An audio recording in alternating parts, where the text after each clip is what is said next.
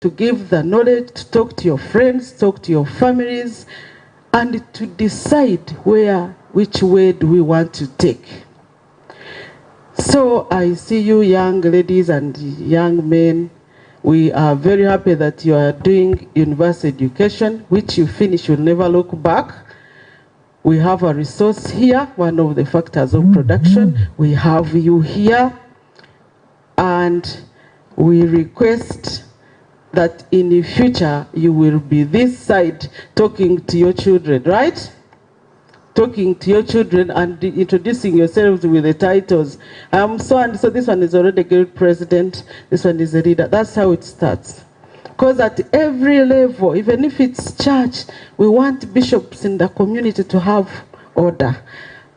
So, dear friends, I want to end up here. I'm happy that this ICOB is doing very good and causing impact. So may you enjoy, may you learn, and above all, always have God at the center of your operations.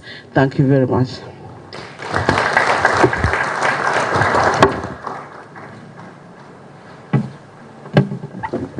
Thank you very much, our dear chairperson. Handasha Tumwanjiro Bugaro.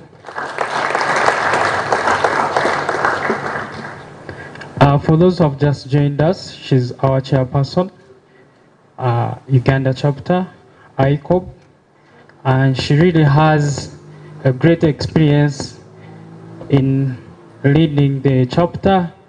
And I guess for us, we are privileged.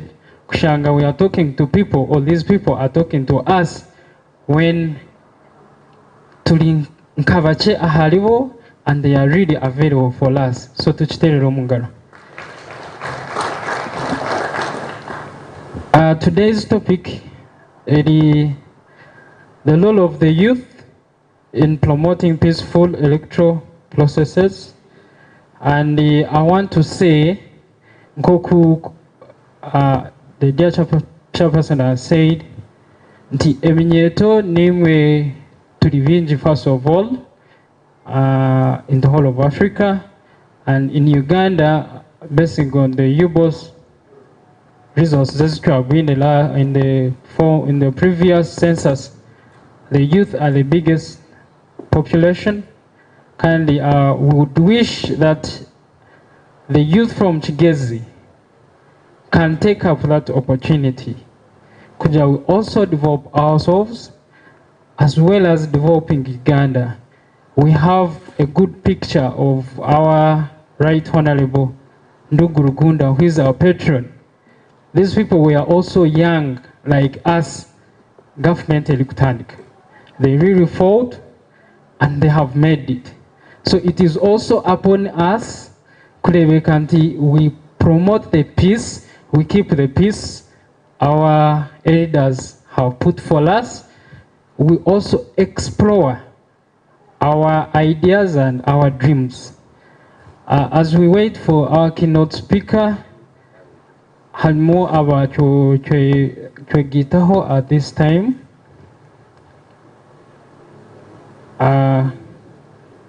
We would wish, as we continue with introductions, for those who have just come in,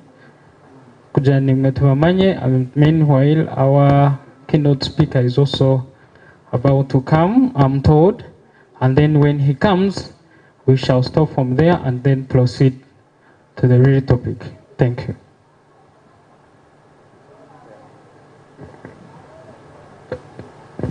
You will tell us your name, where you come from, the district, where you are now, and the course if you're a student. Thank you.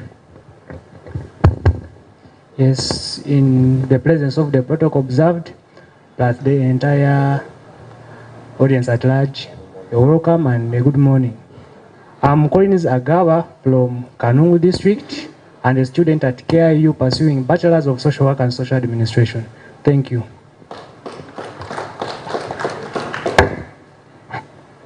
Yes, morning. The protocol observed and the whole at large. I'm by names of Amanya Moses Chibuzi. I'm from Kanungu. a student at Kampala International University in my year 1 doing Bachelor's of Law. Thanks. Good morning, everyone. My name is, I'm so nervous.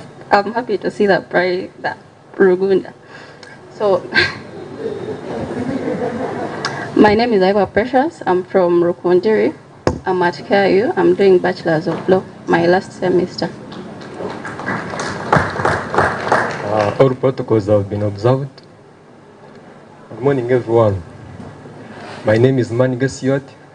I come from Kabale district. I'm a student at KIU, and I'm pursuing a bachelor's degree in economics. Thank you. Good morning, ladies and gentlemen. Yeah, I'm Chivanda Innocent, born from Kabale. I'm doing BCom at Makerere University Business School.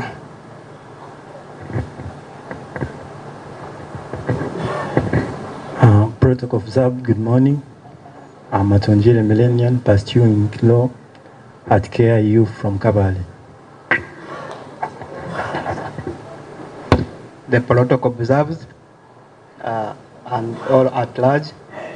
By name is of Atwele Obey from Kabale, studying from KIU, pursuing the Bachelor's of Law, year 1.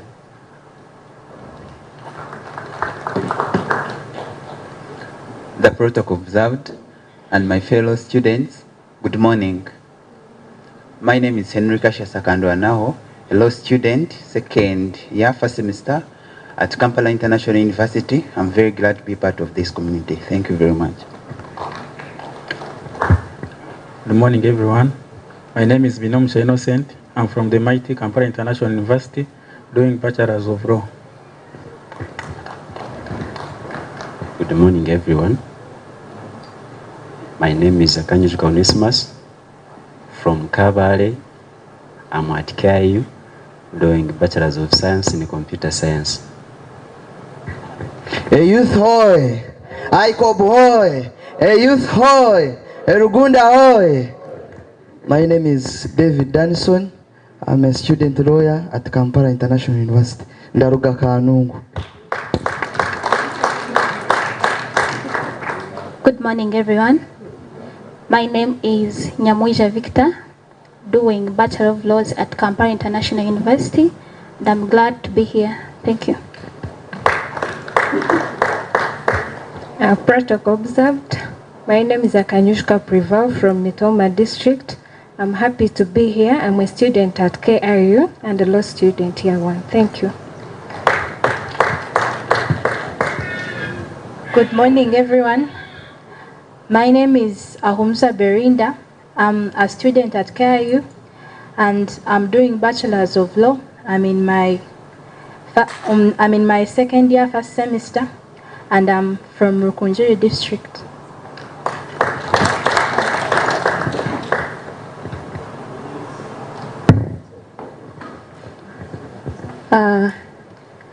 Our guest of honor in his absentia, our patron, the keynote speakers, and the rest of the people around, by names of Rita Ebaziwe, MOBS alumni, business lady, I'm glad to be here. Good morning, everyone. I'm by names of Beatrice Batamuriza from Kisoro district at Chambogo University, doing Bachelor's of Interior and Landscape Design. I'm in my final year. Protocol observed. Ladies and gentlemen, good morning. My name is Kevin Johnson Anyorichire, pursuing bachelor's degree in business computing, year 2 at MOBS, and the vice president of the Kigezi Students Association MOBS chapter.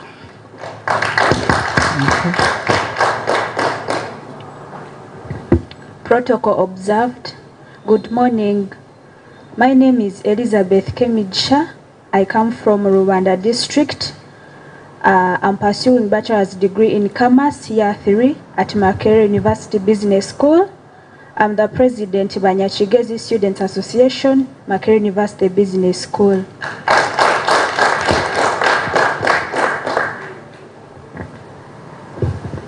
Yes, allow me to associate with the already established protocol. Mulire mutamwena. Amazina ni Batwali Bismarck, umwezi wa Makerere University, doing Bachelor of Commerce Year 3, owitu ni mu Rubanda. Mulire mwena. Amazina ni Safari Gilbert, I'm a student at Makerere University, pursuing a Bachelor of Science in Forestry, Year 3, in Rubanda. Mulire mutamwena. Amazina ni Mugume Arafat, umweji wa Kampala International University, nkora amateka.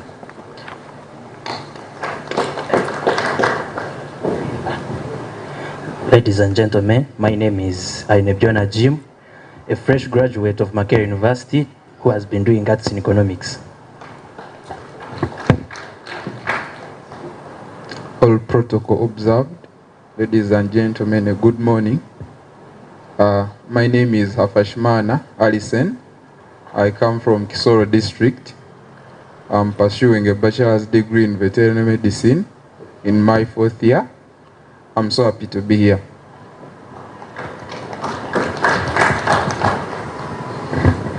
Good morning, ladies and gentlemen.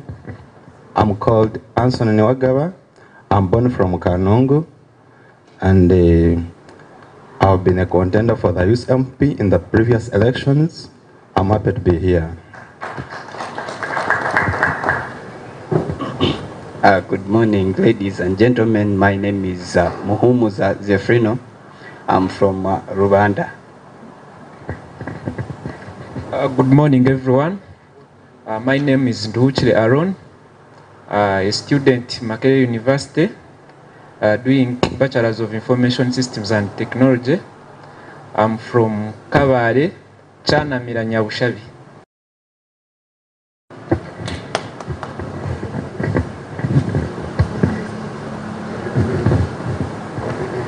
Good morning, everyone.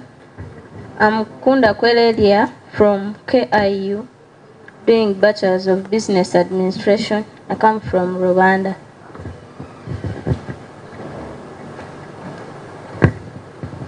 Good morning. I'm Bruno Arinda. Come from Ruchinda. I'm a dealer. Good morning, everyone. My name is Natulinda Melchizedek from Kanong district, and I operate with Zedek Microfinance. Thank you.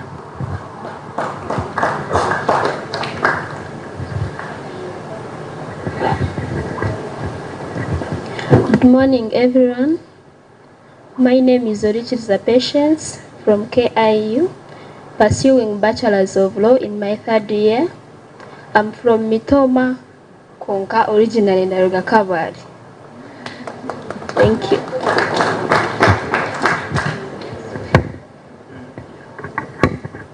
Mulire mwena. Izina lyanje ni Chatire Yunus. Ndakora amateka KIU ndaruga Kanungu. Mulire mutamwena. My name is Shemere Daisy. I'm at KIU. I'm doing bachelor's in laws. Ndiyo mu 3rd year kandi ndaruga Rukiga. Mulire mwena. Amazina ni Ayishikire Favor.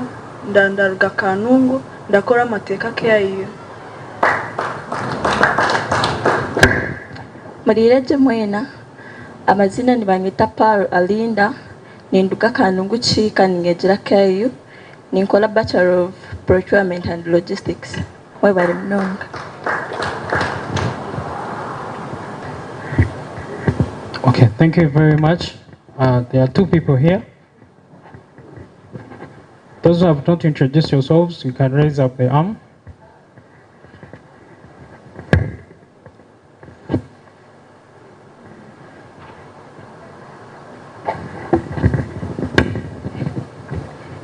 Thank you. Protocol observed. My name is Ibsinje Emily. I'm from Kampala International University. I'm doing Bachelor of Laws. I'm in my third year, second semester, and I act as the Prime Minister, Kigezi Students Association, Kampala chapter. Thank you for coming.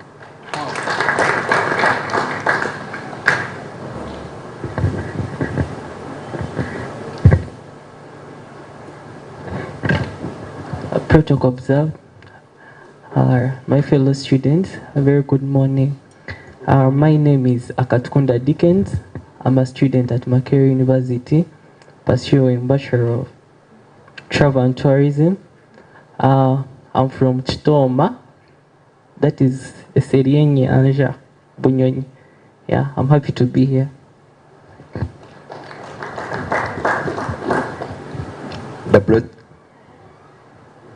The protocol observed. My name is Nabwe Kaleb, a student at KIU, pursuing Bachelors of Law.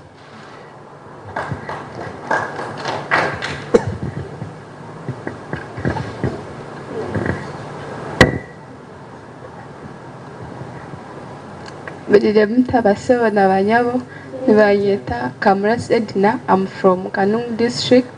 I do arts in economics at Makerere University.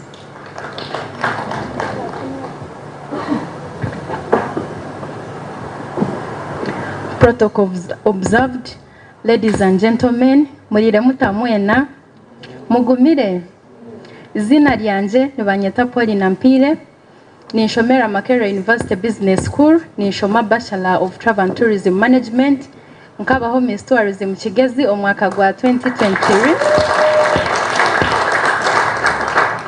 And I'm happy to be with you here today. Thank you. Protocol observed. Morning members. Haguma Silas is my name. From Chambogo University, pursuing Bachelor of Vocational Studies in Agriculture. Thank you. Protocol observed. Good morning members. Allow me to introduce myself in my mother language. Nitwa Irenatwe Bright, iwacu ni Kisoro. Nigera Chambogo University, mwaka wa nyuma ndi gukora bachelors in interior and landscape design. Mwakoze kuza. Thank you.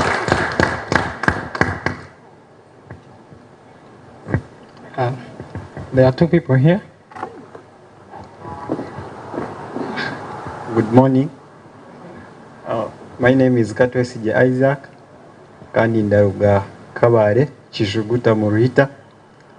Ndashomera Makerere University Business School, and I'm doing a Bachelor of Science in Accounting. Thank you. I'm happy to be here. Okay. Good morning, everyone. I am Andrew Mwewesa, and I have just finished my Bachelor of Commerce degree from MUBS. I'll be graduating next year. I come from Ruchiga District, Kashambia Sub-County, and it's my pleasure to be here in front of these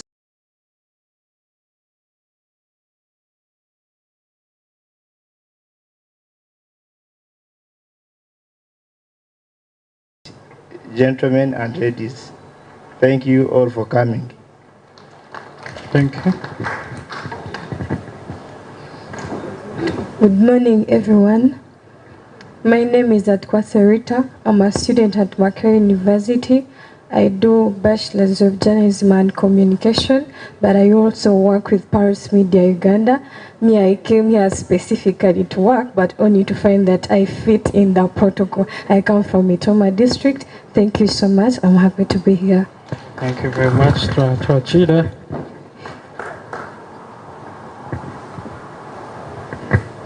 All protocol observed. Fellow colleagues, good morning to you all. My name is Natkunda Patricia Blessed, and I'm doing nursing. I'm a student practicing from Mulago National Referral Hospital.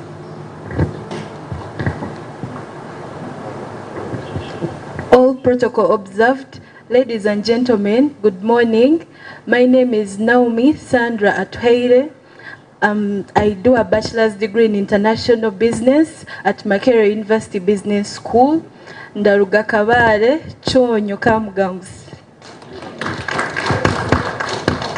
Okay, thank you very much. ICOB oye. ICOB oye. Hariho ekintu kinakwata omugezi introductions zitu kandi kiragenda gye to our topic of the day. Most of the introductions, most of the youth that we have here, they are doing law. So kiramanyisa nti turacyenga amateeka. So meaning we are humbly, we shall protect and we shall be free to do peaceful elections. I would request we stand up and we receive our keynote speaker.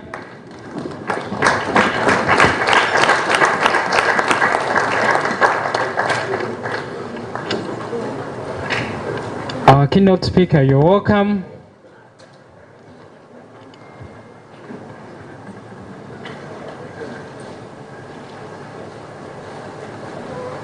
Thank you very much. You can take your seat.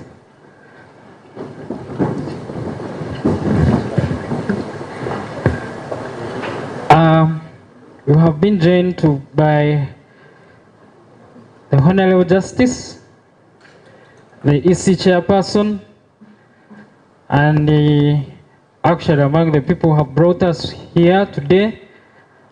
And we thank you very much for coming. Honorable Justice Simon Byabakama is our EC Chairperson, Uganda, and welcome him. We are going to have our next speaker, the board member, Dr. John Bahana, to come and give us a brief. And then we shall invite Mwana Witu, Mr. Julius Mchunguzi, the EC spokesperson, will follow after Doctor and introduces the chairperson, EC, and then we continue with the program. Thank you very much.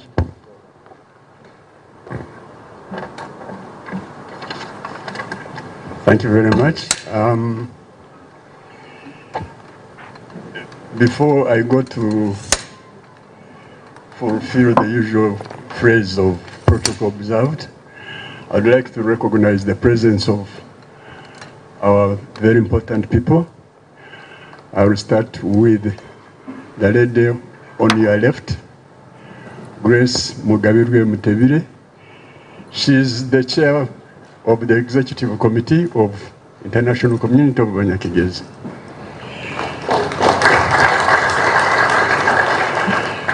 Next to her is Professor Mondo Kagonyera, Emeritus Professor of Veterinary Medicine, and also Emeritus Chancellor of Makerere University. I'll jump a little bit.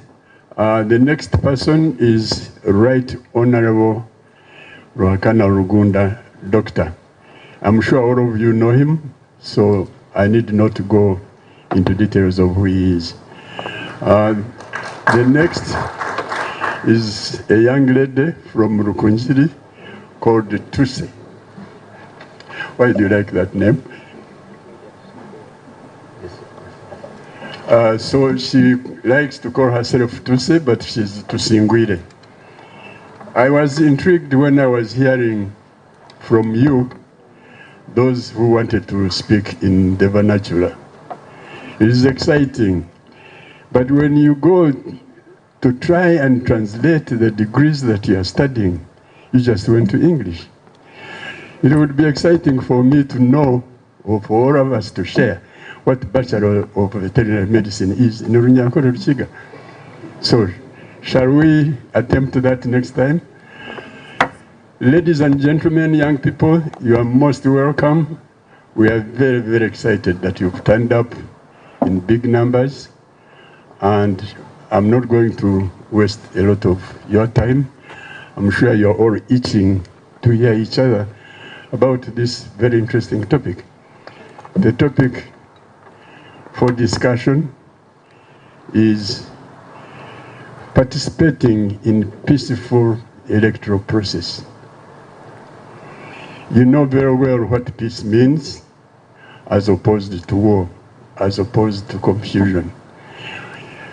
You constitute, as young people, more than, I understand from you, boss, more than 70% of the Ugandan population. So really you are a very active component of Ugandan population who should be actively involved. Who should be actively involved in the whole process of elections. For some of us who have seen a number of decades in this country, it took me more than 35 years of my age to start participating in voting. So you are very lucky, you are going to be voting in your 20s. So make sure that it is very, very peaceful. That will enable you to participate in future elections. Allow me to now call somebody who is more versed to introduce the main speaker, the guest speaker of today's occasion. And his name is Julius Chunguzi. You've seen him on TV, I'm sure. So he's a known person to you. Julius, don't introduce yourself. They know you already. Thank you very much, Dr. Bahana. I had earlier told Dr. Bahana that I don't need to say anything because he already has said everything. But right on our Prime Minister, Emeritus, Dr. Rugunda, our elder, Professor Mondo Kagonyera, the distinguished leadership of International Community of Kigezi, Uganda chapter, fellow young people, yes, I'm young. Ladies and gentlemen, I just wish to say, Lord Chairperson of the Electoral Commission, Justice Byabakama Mugenyi Simon. That is his name. Justice Byabakama Mugenyi Simon is the chairperson of the Electoral Commission of Uganda. And there is one thing that I just want to tell you because he may not say it. Any invitation that has young people in it, whether he has which commitments, always he has told us that it should be prioritized. And his presence here on a Saturday, when the rest of the commission is and should be hearing petitions, and will speak about those petitions, he said, this is ongoing, but I'll make sure that I go to speak to the young people of Uganda, the young people from the greater Kigezi. Lord Chairperson, we don't take your commitment to engaging young people for granted, and these young people are very eager to hear from you. But it seems Dr. Wagner wants to say the last word and invites him. Yes. Thank you very much, Julius. We admire protocol, and I would like to request Emeritus Right Honorable Prime Minister Ndugu Rugunda to come and officially invite our guest speaker.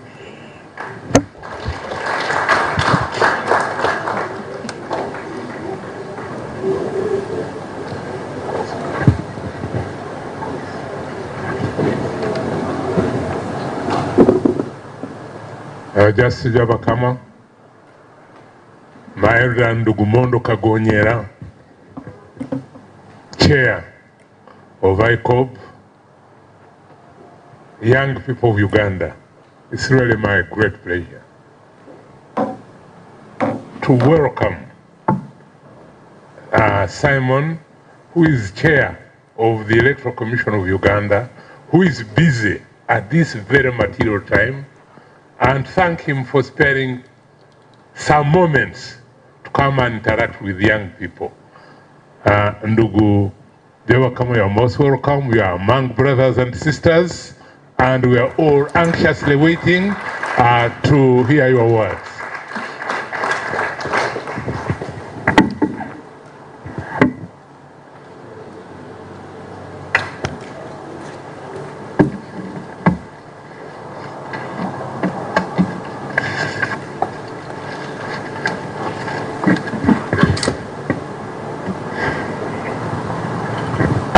protesting to Prof that it should not be Honorable Dr. Rugunda to invite me. He's up there, I'm below him, because he's a senior citizen and his profile speaks for itself. Well, let me get the protocols right. The Right Honorable Prime Minister Emeritus, Dr. Rwakana Rugunda, our elder, a man with so many accolades and credentials, Professor Mondo Kagonyera, Mrs. Grace Mutebile, Chair of International Community of Kigezi, Uganda Chapter, Dr. John Bahana, the Board Chair, Dr. Andrew Turihehi, Chair of the Youth Chapter, and all of you distinguished young people, the citizens of this country, good morning. First of all, I must say I was greatly humbled and honored when I received the invitation to come and interface or talk to the young people who hail from the great Kigezi area. In our time, it used to be known as a district, Kigezi district, but now he has given birth to multiple districts. And he said, thank you for having considered me worthy to come and speak to you at this critical time. Indeed, as Julia says, today I was supposed to be at a function where my deputy chairperson and her entire family are celebrating 100 years of her father and also launching his book, Omulamuzi. The father was a magistrate of those many years back. And he always refers to me as his senior, because for him I think he was a magistrate grade 2, grade 3, like that. And for me, I went to the level of a justice of the Court of Appeal. But I revere him for the foundation those people laid in serving the judiciary after independence. So I should have been there, but I told her when I had this invitation, and she acknowledged that I should be here and engage with our young people. So I don't take this invitation for granted. As a commission, we always desire to engage with every citizen of this land on matters concerning governance, elections, democracy in our country. Because it is our take that each one of us has a role to play in the democratic processes of this country. And therefore, my being here, though I'm chairman, but in the main, in the essence, I'm here to have a conversation with the fellow citizens who are of younger age.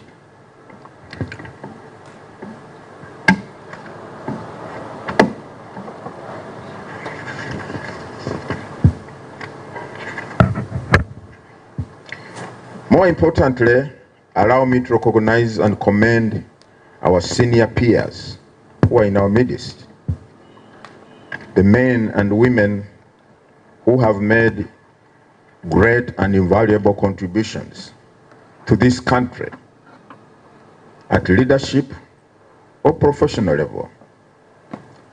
I want you to know it is because of the positive foundations that they laid and that have enabled us to be here today and hopefully beyond.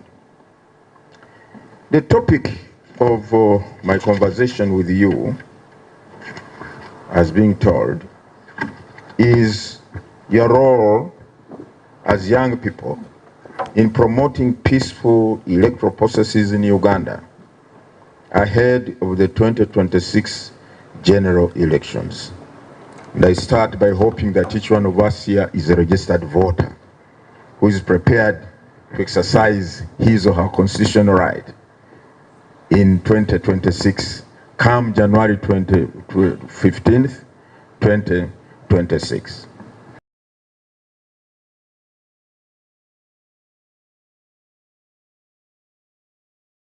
And therefore, for that matter,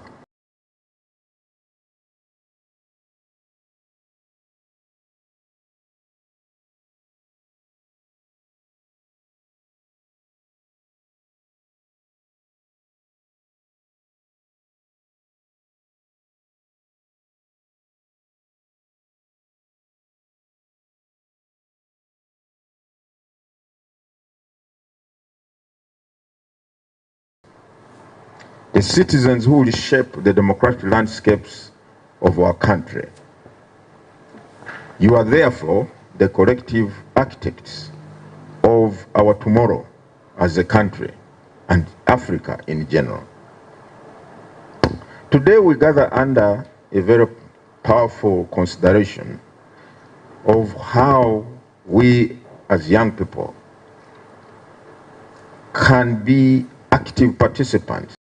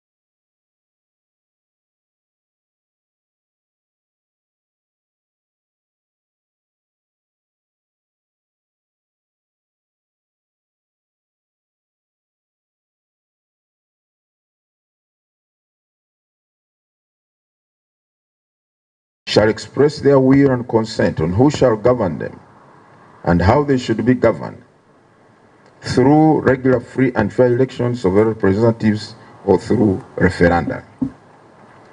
Article 61 of the Constitution requires the Electoral Commission to ensure that regular, free and fair elections are held so as to give purpose and life to the sovereign power of the people as prescribed in Article 1 above.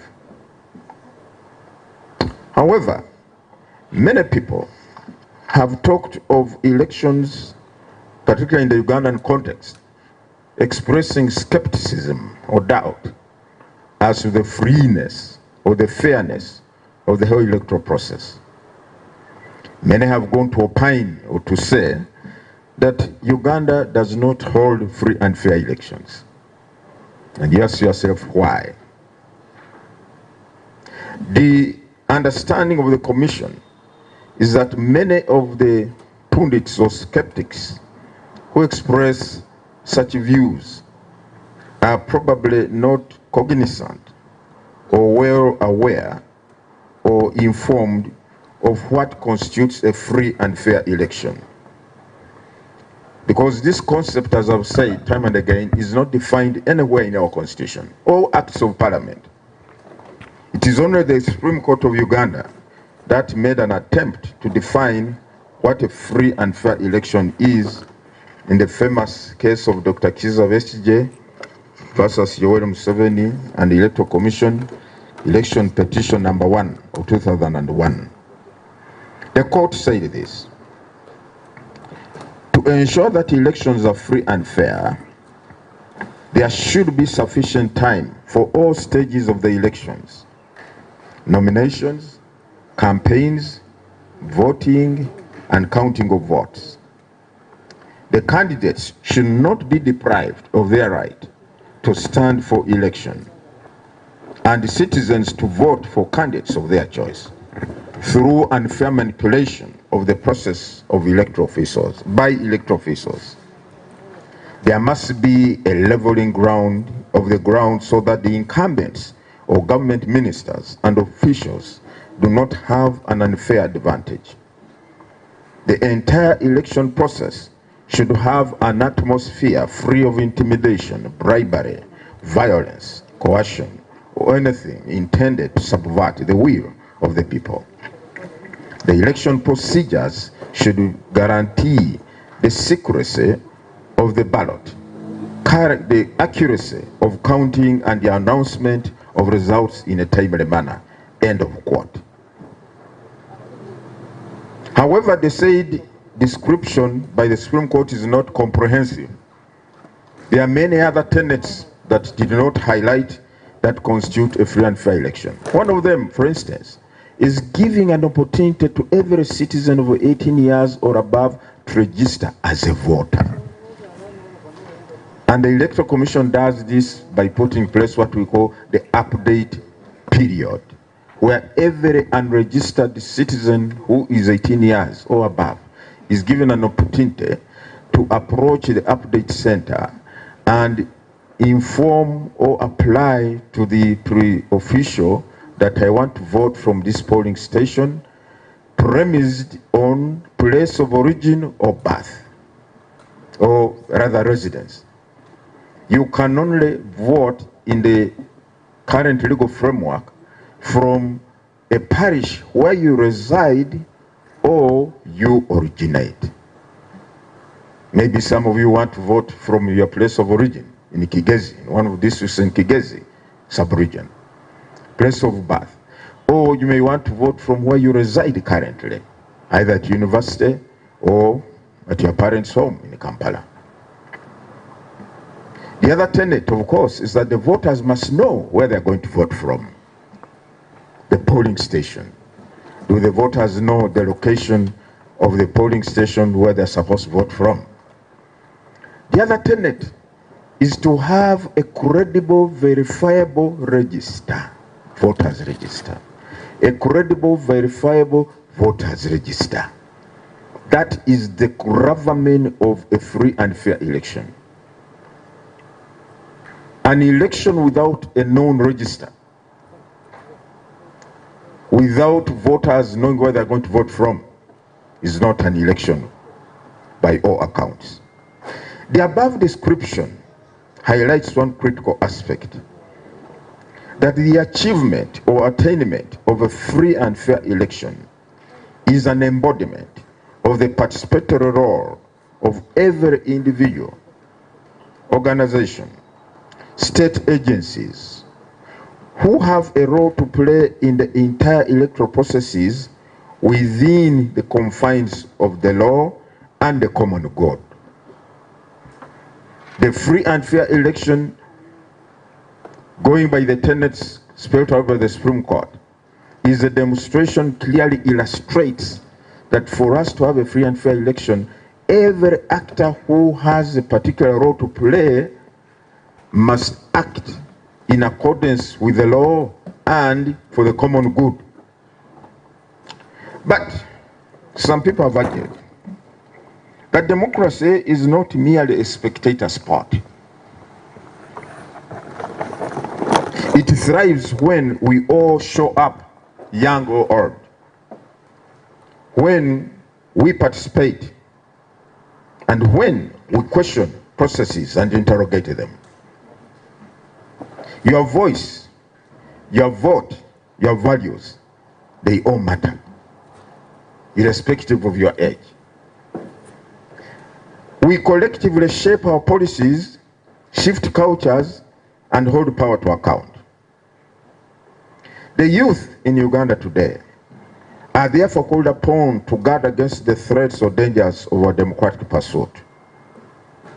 One of the grave evils we are grappling with now in our elections is corruption, political corruption, bribing of voters, over-commercialization of our elections, the ugly episodes of violence, intolerance, bordering or culminating into acidic hatred of the individuals we perceive as standing in our way of democratic pursuit, or hatred of the entire tribe,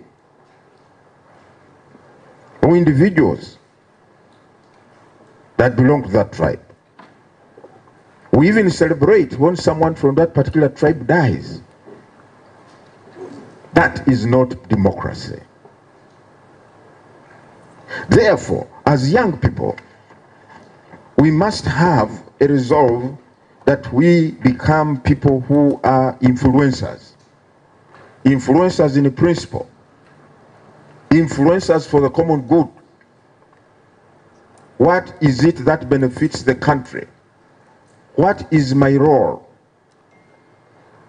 What are we required to do as young people in ensuring that the path to our democratic pursuit, is not derailed? With your collective vibe, energy, and voice, the young Kigezi can be influencers of principle.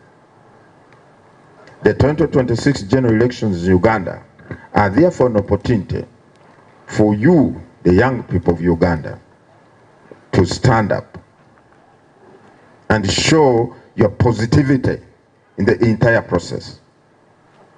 We cannot allow the prophets of doom and gloom to occupy the space.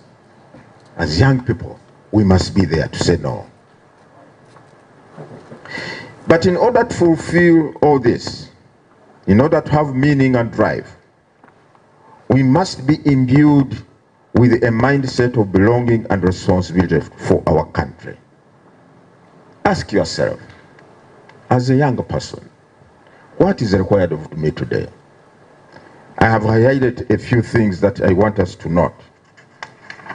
1, appreciate your country. Understand its history.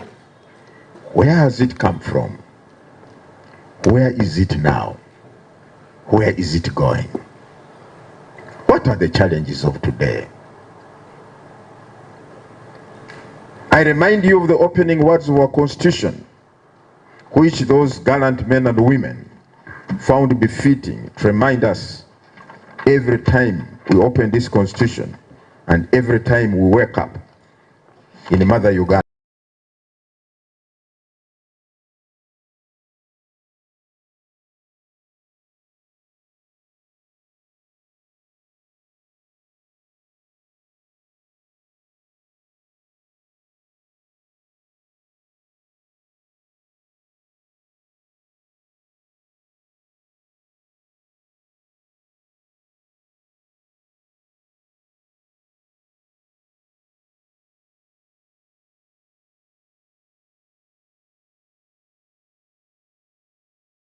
Make this Constitution.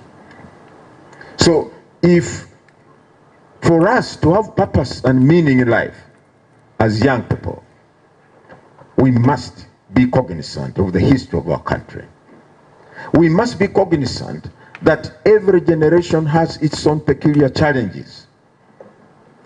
We must be aware that we are not defined, our destiny not determined by the circumstances we are in today or by the numerous challenges we encounter now, but by how we resolve first and foremost in our mind to address the current challenges, and whether we allow them to derail us from the realization of our goals and objectives. The second thing as young people ought to do is to promote democracy by participating in elections. As I asked you, I hope each one of us is a registered voter, either as a candidate or a voter or supporter. We've been having nominations for those who are vying for youth elective positions. And the law says for you to participate in the youth elections as a candidate or a voter, you must be between 18 years and 30 years. You are eligible. You are free to stand as a candidate. However, you can also participate with the elders in the other positions. The law says now you can now even vie for presidency when you're 18 years old, provided you have the other credentials. And even when you are beyond 60 or 70, you can still contest. So in essence, therefore, the avenues for young people's participation, involvement, and role are very clearly laid out within the law. The third thing that we can do is to influence your fellow youth to be agents of peace and stability. Be ambassadors of peace. Unfortunately, in our country, we have had elections where violence appears to take center stage. And it's unfortunate that when you see the people involved in those episodes of violence, it is mostly our young people. That's most unfortunate. We must distinguish between those who truly wish you to be transformed into useful citizens and those who merely pretend to identify with your challenges and capitalize on them to imbue you or to instill in you a sense of hopelessness, despair, and loss of self-esteem. For instance, the issue of unemployment is one of the things which some people have turned into mere cosmetic sloganeering. The young people must be able to distinguish between those who have the policies that indeed address the challenges that face them, and those who are merely seeking to take advantage of these challenges so as to divert them from that which benefits them in the long term. The young people must not allow themselves to be used as vigilantes during elections by engaging in acts of violence, hate speech, sectarianism, basing on tribe, religion, culture, and so on. It's unfortunate that as we go on, and I think many of you have observed, that some of us have resorted to very uncharitable language as a means of fronting their political agenda. Hate speech, inciting language, tribal sentiments or talk, religious or discrimination, or using words that create division or discrimination on religious grounds. That's not what benefits democracy, ladies and gentlemen. Remember, those in authority should not look at the youth as trouble causers. Some of us have come to realize that the young people are victims of manipulation and radicalization to some extent. Their vulnerable situation of unemployment, lack of skills, opportunities, etc., is being turned into weapons by opportunists and self-seekers. We must give our young people a message of hope, but also provide a basis for them to generate hope. We have to make them realize that their involvement in acts of violence merely aggravates the plight of unemployment and lack of opportunities. Let me just give you one simple illustration. I have done some limited research and discovered or found that for countries that are developed, and we all strive to get developed as a country, for all countries that are developed, the government in power is not the biggest employer of its people. Quote me one country. For all these countries which have acquired, I don't know what state they call them, or developed state, whatever, there is no government that is the biggest employer. No.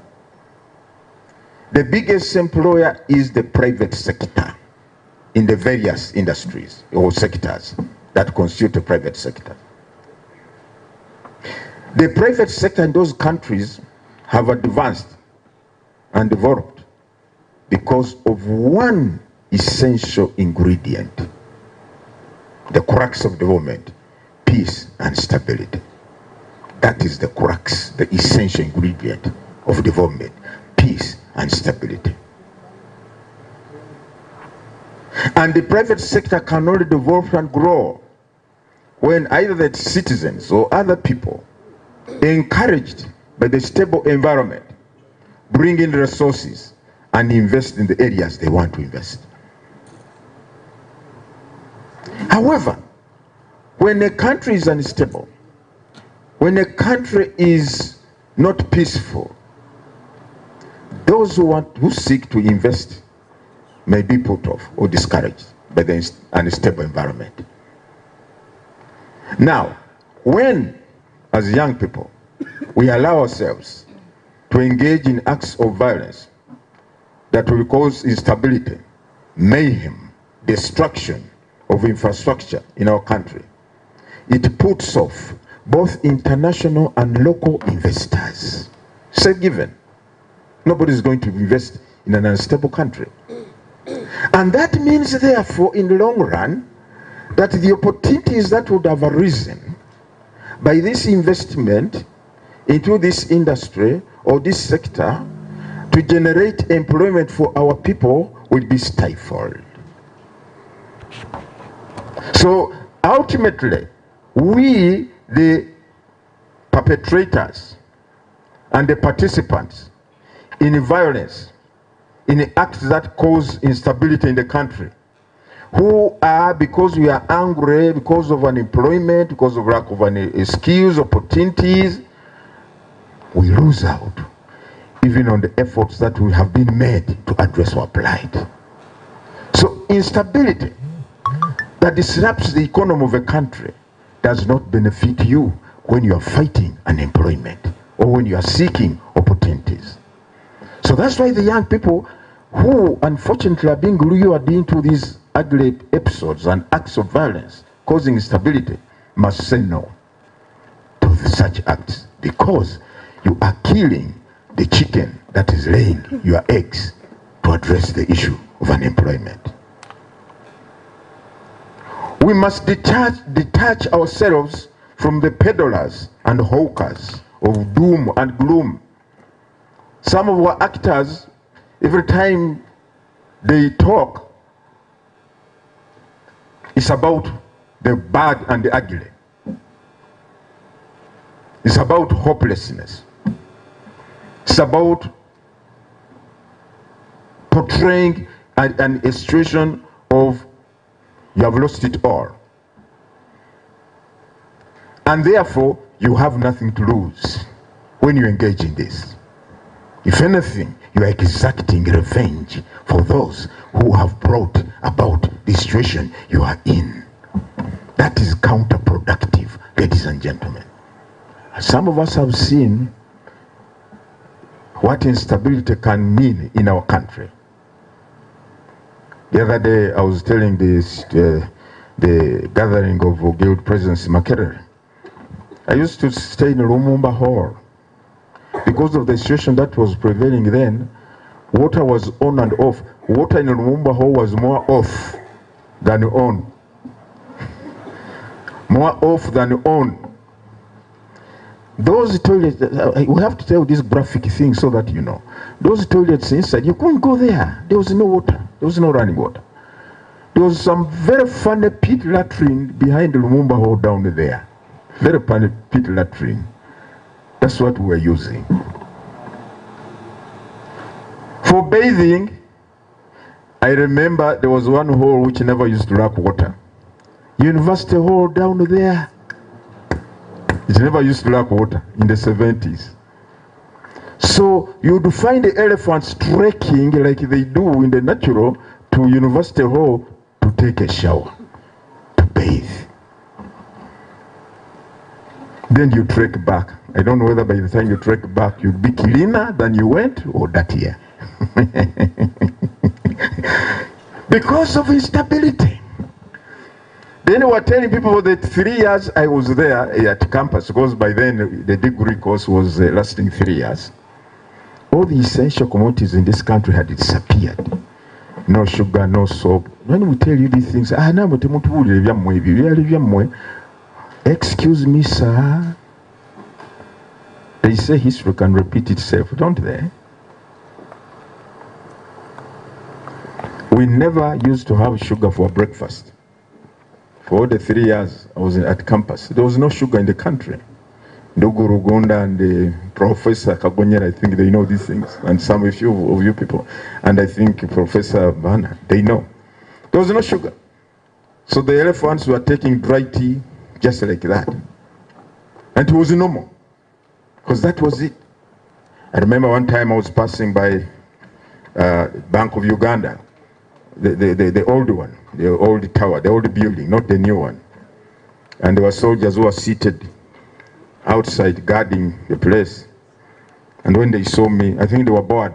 They wanted something to entertain them. Wewe, kuja hapa. So I went there with my trousers shaking. We nani? Niko mtoto ya shule. I'm a student. Leta kitambulisho. Bring your identity card. So I brought out my university ID. Oh, hii mtoto ya Makerere ndio na furafura sisi. Eh? You are the young, you are the students of Makerere who are always, fooling us that we did not go to school. Kimbia, toka hapa. I could have beaten Usain Bolt's record of running to flee.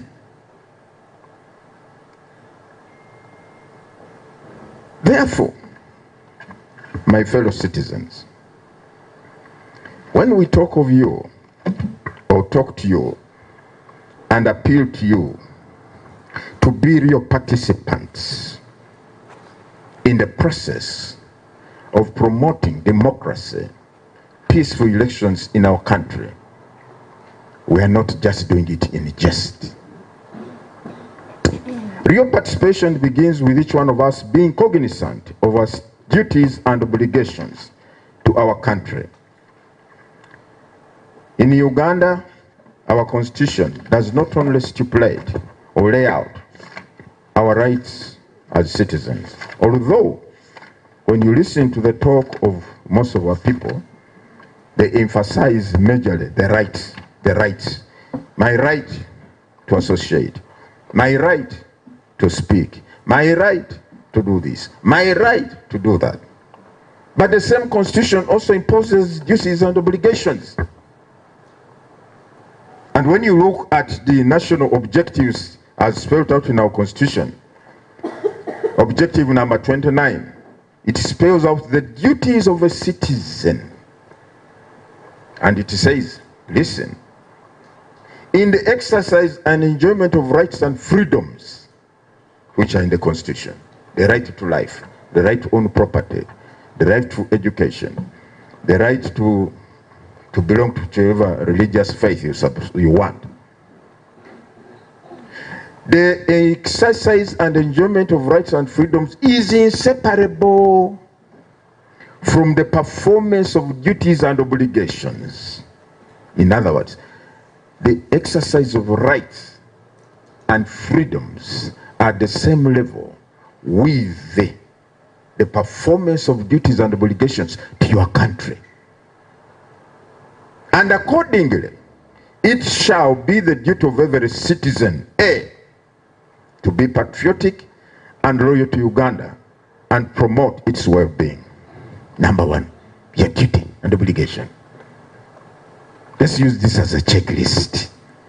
Are you patriotic, loyal to your country, and promoting its well-being? Promoting its well-being. Secondly, to engage in gainful work for the good of that citizen. Our duty, obligation as citizens to engage in gainful work for the good of that citizen, the family, and the common good, and contribute to national development. Are we engaging in gainful work? Yes, some of us are still in school. granted. But I remember when I was still in secondary school,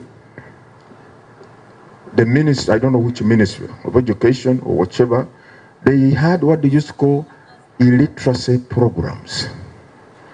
In those days, many of our mothers and fathers had not had opportunity to go to school. Many were illiterate. And we, the students who are in secondary school, their children, were being asked to go during holidays and conduct some, at least literacy classes for them. In other words, the other thing that we used to encourage us to do when I remember at secondary school, they used to take, I've forgotten what the program used to be called, but they would sing out of a home of a needy person, maybe an elderly lady that needed to be worked on, and they get some students, we go, and maybe most of them were staying mud and water houses by then. Maybe the house needed some bit of grass on top. We can't cut grass, you thatch it. Then if the mud was going to fall off the walls, you get the mud and you plaster it again. Community service. Without money, we are not employed. What is it you are doing for the common good even when you don't have employment? For your community, for your society, for your home? Or is it about, but I'm not employed, what do you expect me to do? I don't have a job. Is your usefulness, is your service, your duty only expressed through you're having money, or there's something you can do without having money? The other aspect of your duty and obligation, to contribute to the well-being of the community where that citizen lives. To contribute to the well-being of the community where that citizen lives. What is your contribution to your community? What value are you adding to your community as a young person? Fourthly, to promote responsible parenthood. That is not for you. You are not yet parents. But for those who are parents, it is our duty, our obligation to promote responsible parenthood. It's unfortunate in Uganda today. We hear stories like, words like parenting has broken down in many homes. Very sad. Many children are coming from broken down homes. The situation became so grave that the lawmakers or government found it necessary to put in the Uganda Police Force what they call Family and Child Protection Unit. Why? Because some people had abandoned their responsibilities as parents. They had to bring in the law to coerce them to be responsible parents. And you hear names of him, some big people being reported to the police. Responsible people, who people are perceived to be responsible. So and so has neglected to provide for his children, for his child. He produced with the other person. Very sad. Very sad. The other obligation or duty, to foster national unity and live in harmony with others. To foster national unity and live in harmony with others. Yes, you belong to the Kigezi fraternity, but you are part of the bigger formula of the citizens of this country. It is important for us to identify with our origin, with our roots. Because when a tree is rooted appropriately, that's when it has the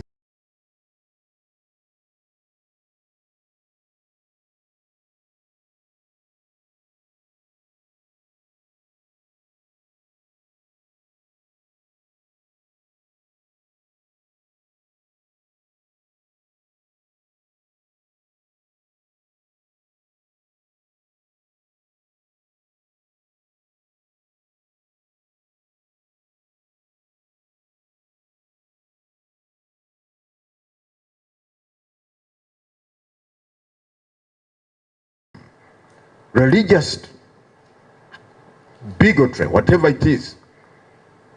Are we fostering unity?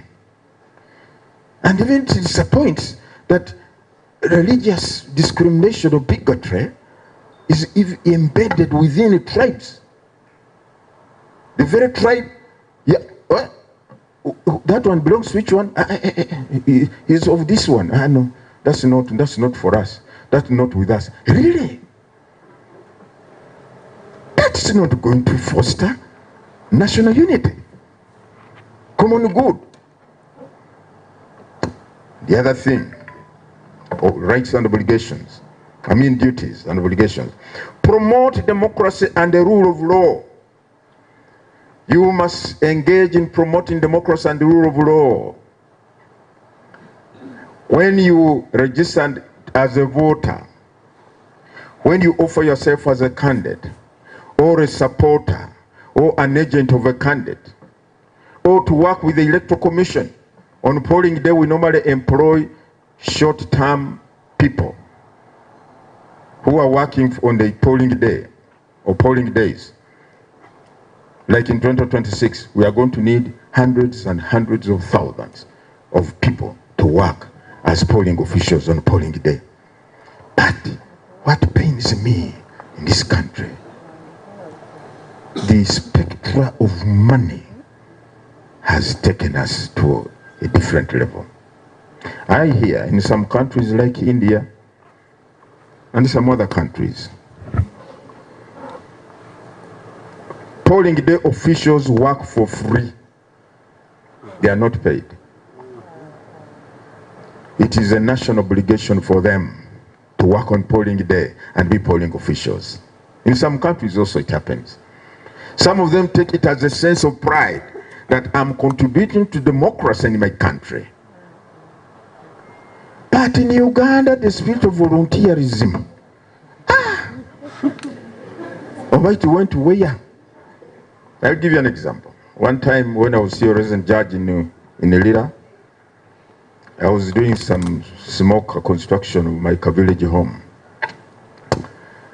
So I communicated to the man to carry me some materials, sand and so on. He called back, I said, I can't access your home. I said, why? There is a tree that has fallen across the road through your village. Can the people remove it? They are there. I don't see them. So I called one of my nephews. Said, Kigezi, what's happening? I'm told there is a tree that has fallen across the road. Said, yes. You mean you people, can't you remove it? Go, but you know our people here. They are not bothered. Said, hey, so what do we do? Said, we need a person with a power saw to come and cut it in pieces, then we remove it. Get the person. How much does it cost? So much. Mobile money had already come. I sent the money. The people were not bothered. Because I wanted this truck to pass and deliver the sand to my site. Can you imagine? The people were not bothered about a tree that has fallen across the road. Government tusaba government omutego gudde mu kkubo lyaffe. We want government to help us. The tree has fallen. Really?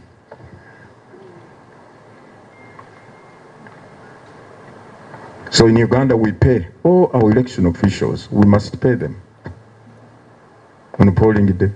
We've been paying, I think, 50,000. They say that is too little. And secondly, they say some of these actors who have bad intentions, they influence them to do things that are not right.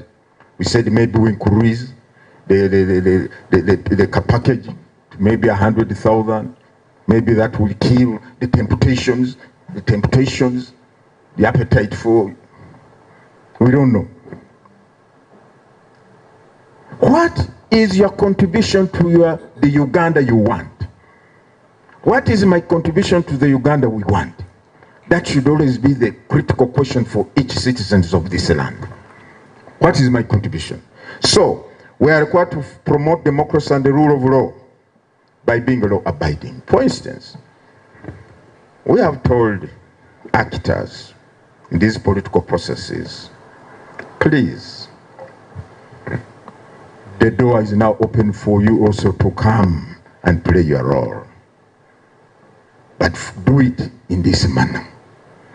When you are going to carry out campaigns, which you are entitled to do, go to a designated venue agreed upon with the security agencies so that they secure that area, the venue. Secondly, be mindful of other road users as you pass through the roads to go to that venue, be mindful of other road users. Recognize and respect their rights as well. So, do not hold public processions along those roads. Let the road be free for other people. But you have seen how some people have been behaving and acting.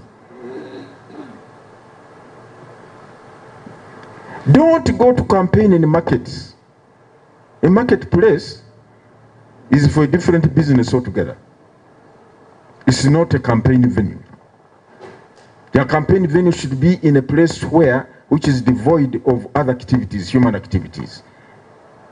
People don't want to listen. It's very sad. If we love our country, we should, when you love something, you take steps to protect that thing. You preserve it, and you seek to add value to it. That's love. Spouses know that. Husband must make sure his wife is always looking good, happy, contented. But when we go about destroying the environment, the wetlands, the forests, what value are we adding to our country? God, who created this country and other countries, whatever he did it on purpose and plan for our common good. When we destroy the environment and nature, we are impacting on the well-being of no other person but ourselves. When government makes deliberate, cautious efforts to put in place infrastructure we've been crying for all these years, a good road, power, and so on, but then someone comes and hacks or cuts the road signpost or the guardrails along the road, is that being a useful citizen to the country? When power lines, which take so much resources and efforts and time to erect or construct in order to extend power to various places of the country, then someone comes and hacks that stand or tower down because he's seeking to get money out of it. Is that love for the country? Are you promoting the common good in the country? So, ladies and gentlemen, the Kigezi, the young people, the leaders in motion, take the forefront. Be at the forefront of influencing your fellow young people, preaching to them the gospel, the message of responsibility to their country, love for their country. Tell them Uganda can only be what we strive and work for it to be. If we strive and work for it to be progressive, to be stable, to be peaceful, we shall have those. But if we strive to make it unstable, promote violence, sectarianism, and destruction and mayhem, so it shall be. Garbage in, garbage out. Ugandans, we are reminded. Look at what is happening around us today. The countries around us, where the citizens of those countries, who were born in those countries, who had love for their countries, who were thriving in their country, working and thriving in their countries, they are forced to flee their countries and come to Uganda. Why? Because those countries are lacking what Uganda has.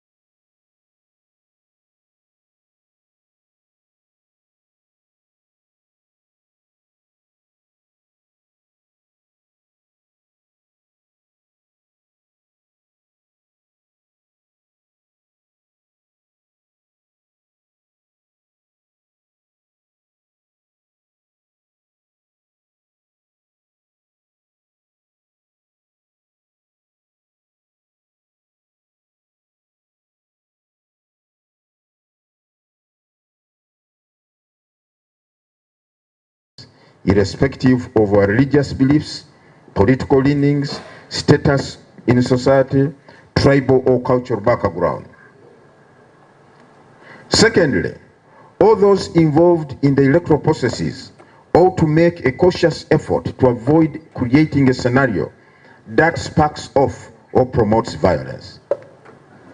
The promoters or perpetrators of violence ought to be firmly dealt with in accordance with the law. The young people must also rise up and say no to political corruption. The other day, some of them came to the commission and said, Chairman, this law that allows, that requires for one to, who wishes to contest for parliament to pay 3 million shillings as nomination fees, it is discriminatory. Does not favor the young people. That's a lot of money for young people.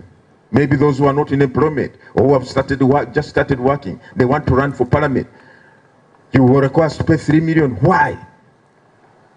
He said, we are not the ones who make the law, it's parliament. Lobby parliament to change that law. They have young people complaining. But if you are saying that for one to contest for parliament, you must start with at least 500 million, that puts us off. Why do we allow that? And we have said the use of money in elections is only confined to purposes of mobilizing the agents running around the constituency, the candidate meeting with his supporters and so on, meeting with his agents, but not to bribe voters. Bribing voters is a crime in our electoral laws and is prohibited. Now on Monday, the parliamentary candidates are beginning campaigns in their respective constituencies. And I want to take this opportunity to appeal, to caution, to warn all parliamentary candidates not to bribe voters. And let the younger people be the policemen of our elections. Record any incidences of bribing voters. Record them. Let the law, we have already talked to Uganda Police Force, and we have told them, for goodness sake, we must sanitize our elections. We are not going to New York, we are not going to where and say, please come and sanitize our elections. We are the ones to do it. We begin with these small efforts. Let's report those who are bribing voters. They are staining our democracy. They are discouraging people who have good leadership credentials and ideas and programs, who don't have the bags of money, not to engage in politics. That's wrong. We can't continue like this. So I want to appeal to you to be vanguards of clean, corruption-free elections in our country.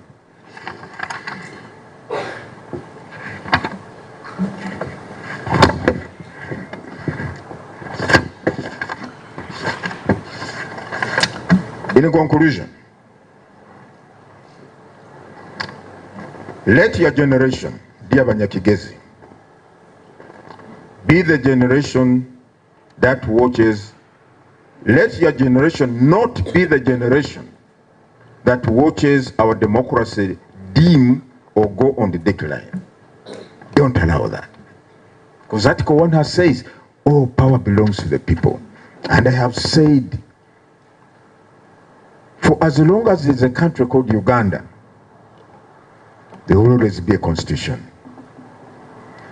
And I don't want to imagine, God forbid, that we shall again have someone coming up and saying, I have abrogated or closed the constitution, put it under the table.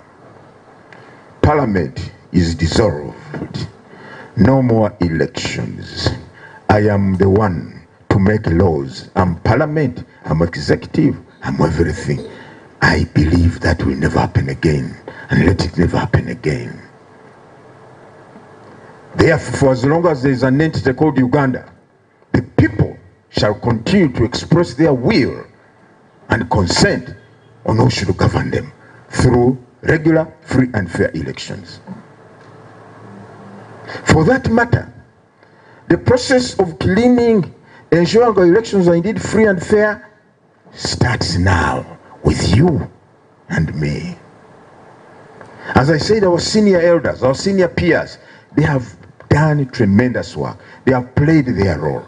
What is your role? They have put the blocks in place.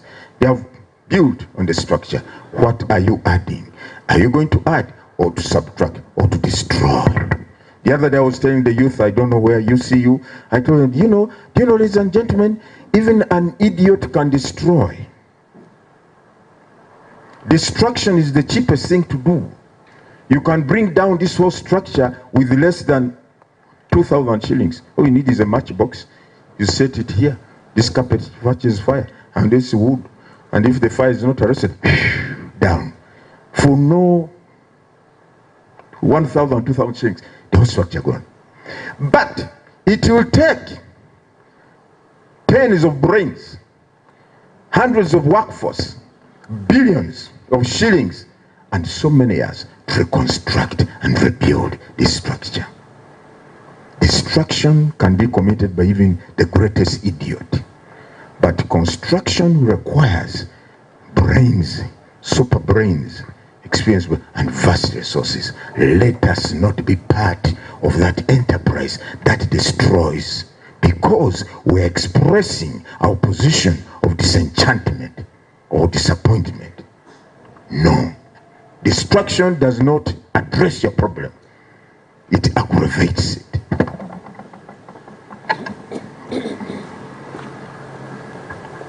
Let this generation be that rekindles democracy with integrity. One voice, one vote, and one act of courage at a time. And with your voice, your values, your energy, your youthfulness, your vision, you are the future of Uganda, East Africa, and Africa at large. This country is in powerful hands when we, the young people, resolve to be focused, be disciplined, and not allow ourselves to wallow in the pits of disappointment, despair, and hopelessness. When we are overly optimistic that yes, today we have this challenge, but ask your senior peers, did you ever have challenges in your time?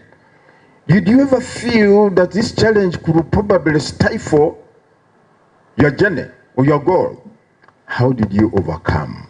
How did you go around it to be where you are and to do what you have done?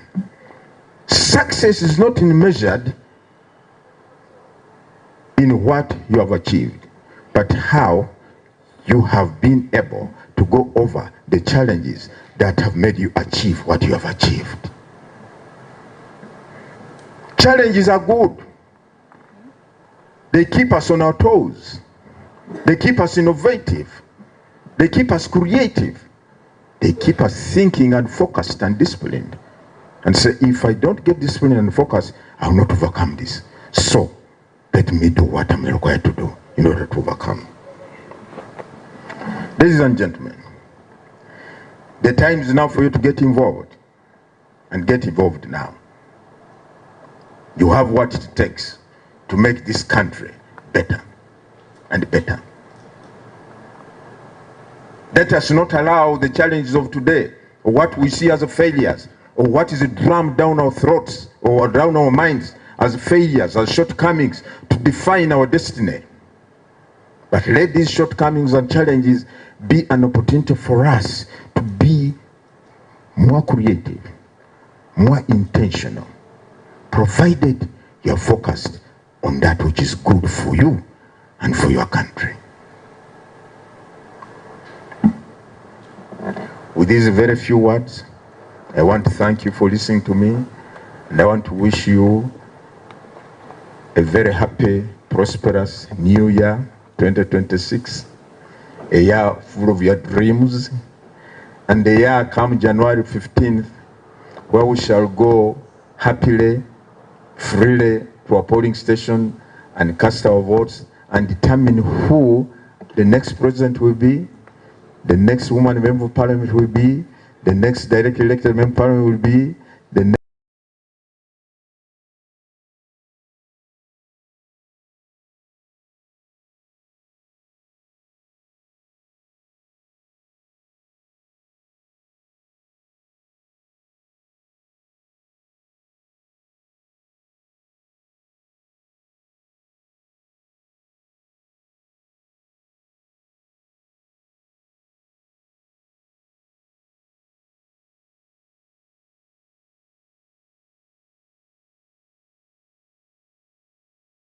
Fwali to that Uganda. Thank you. God bless you.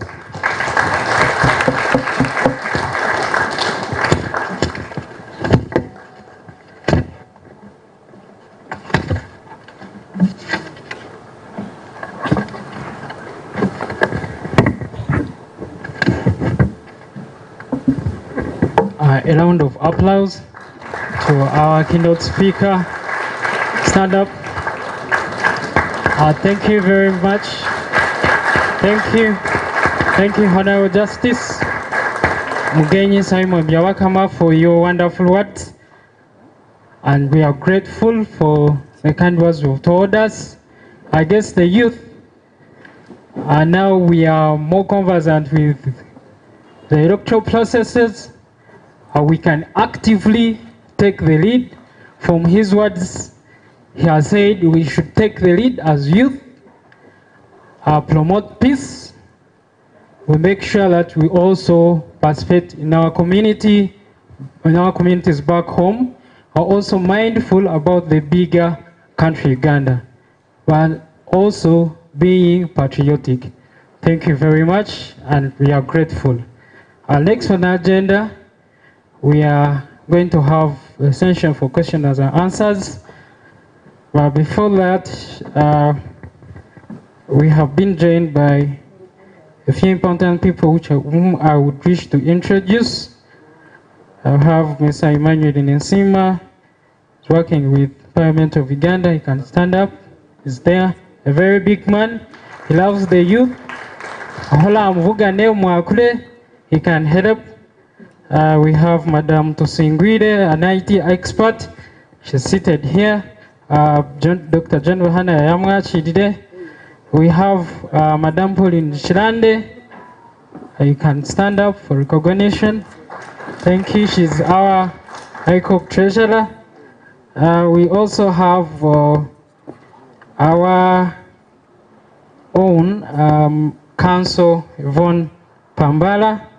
She had contested for president in these elections, but unfortunately she didn't make it for nomination. We thank you for coming. The ladies oi. The ladies oi. We have our future president. We also have the district youth representatives. Those who have come. Anyone here?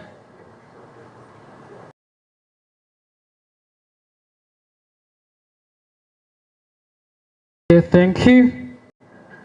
We are going to have the questions. I'd wish to first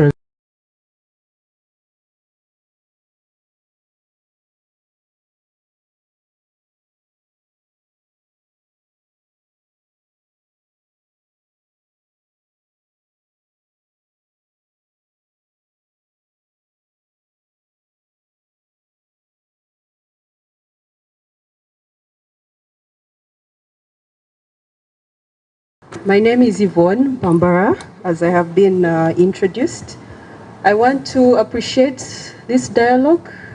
As usual, it's a form of intergenerational connection, and I feel that I really appreciate it. I recognize all the dignitaries in the room, and I hope I don't have to reintroduce it, but it's lovely to be here.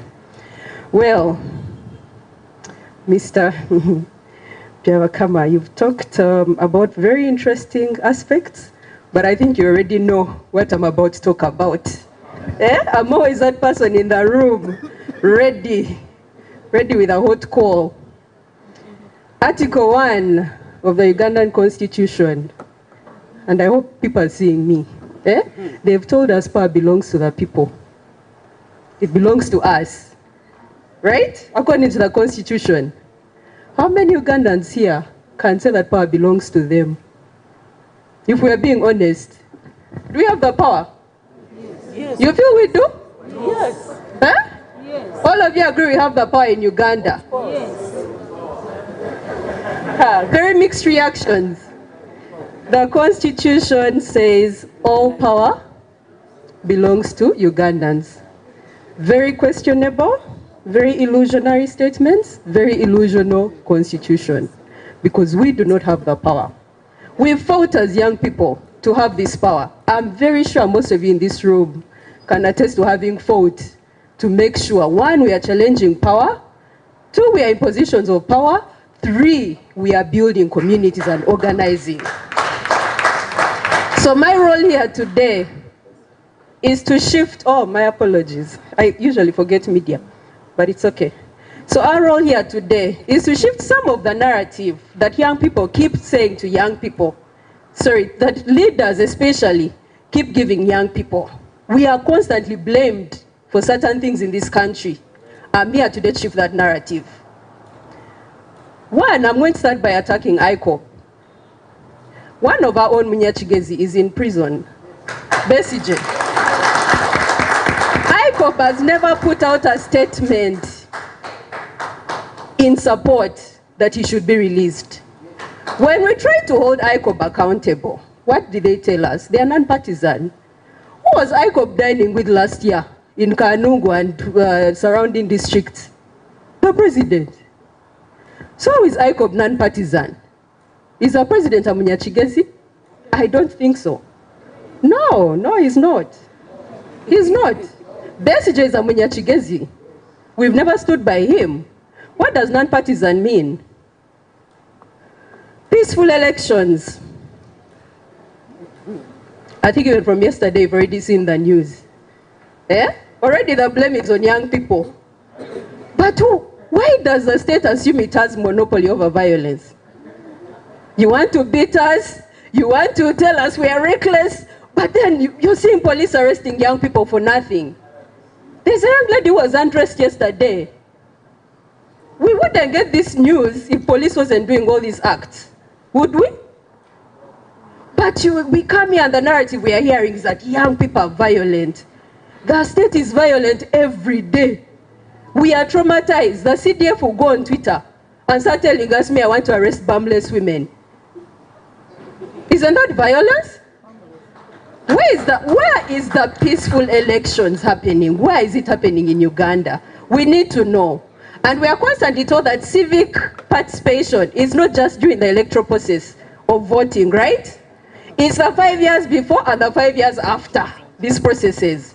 But in between, we are meted with violence. But then again, we are blamed. They're telling us, it's because you're jobless, they are paying you to destabilize this country. Who? You've raised us, our people, you've raised us to be these people who are talking back to you. We have not inherited the silence of the fathers before us and our mothers. We are going to talk. So young people are not violent. That narrative has to change. We are doing our part for peaceful elections.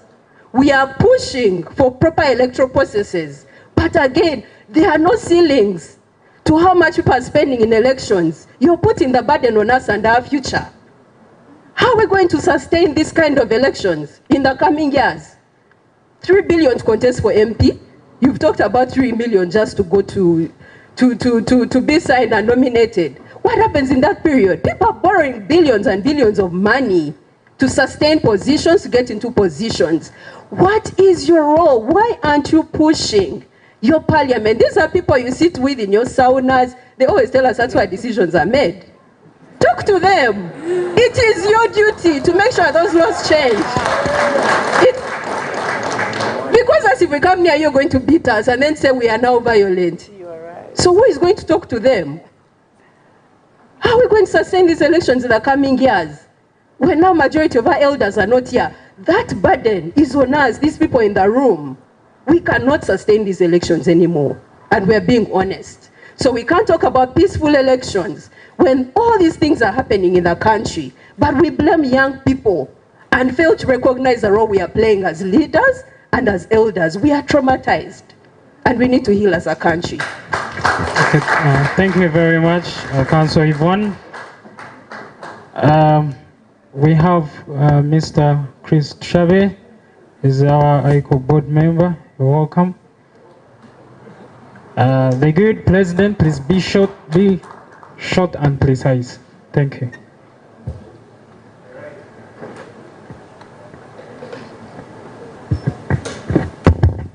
All right, I intend to ride on the already established protocol. Ladies and gentlemen, My name is Ainepan Major. I'm a law student at Kampala International University, and I'm the Guild President of Kampala International University. I hail from Kigezi, specifically to say Luchiga District. I'll be direct to the point of discussion tonight about peace. I'll first sympathize with my comrade Yvonne. They stole her signatures one day before nomination. That's why she was not nominated. I don't know. Anyway, ladies and gentlemen, I happened to get a chance to have the same topic, to present it actually to the President of the Republic of Uganda some time back. We have a big role as the young people in peacekeeping.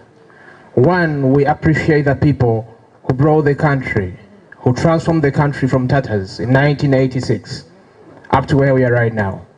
At the then time, the country was riding on $3.92 US billion.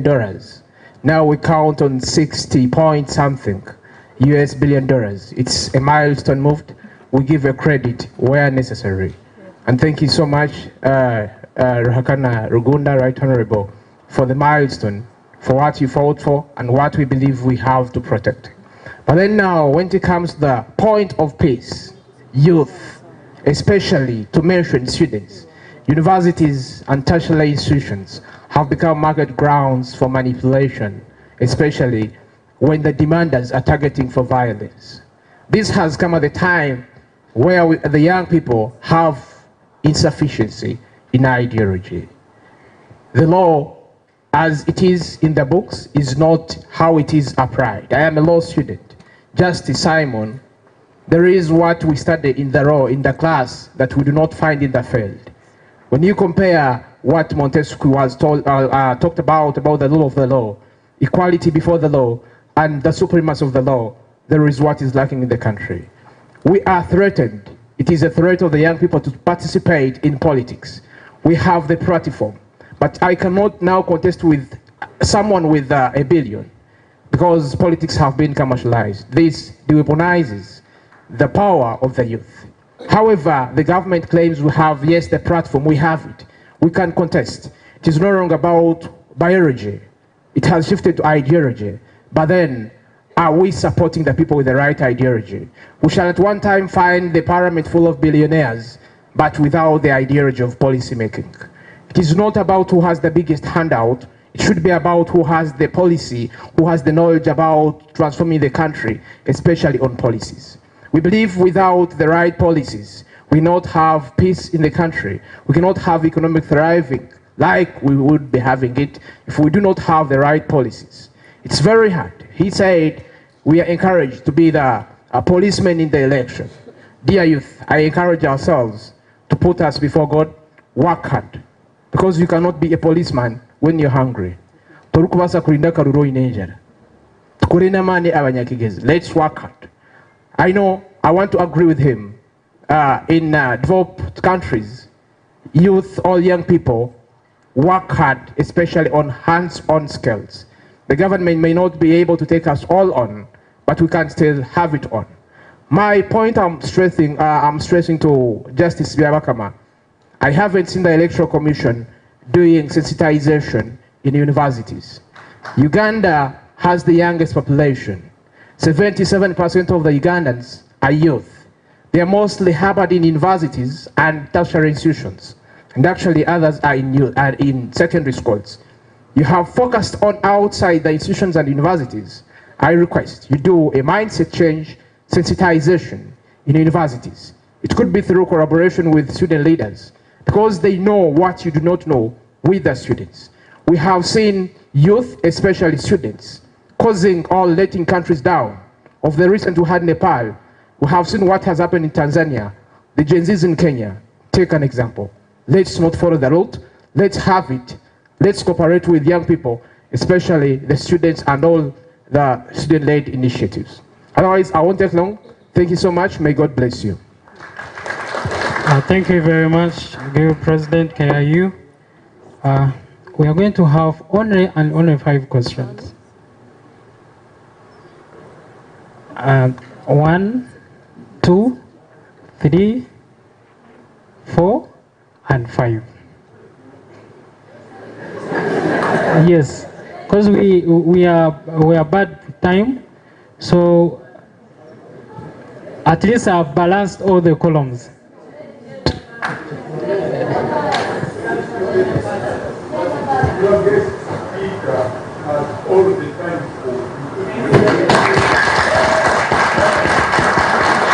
Okay, thank you very much, Professor, and thank you very much, our keynote speaker, Honorable Justice.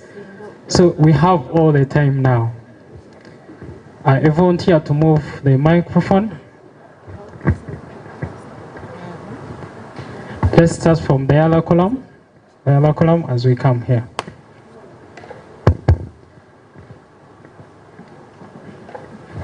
And there's a gentleman in glasses up there, then the one in a shirt. We shall have 5, then they answer, then we also have another session. Thank you.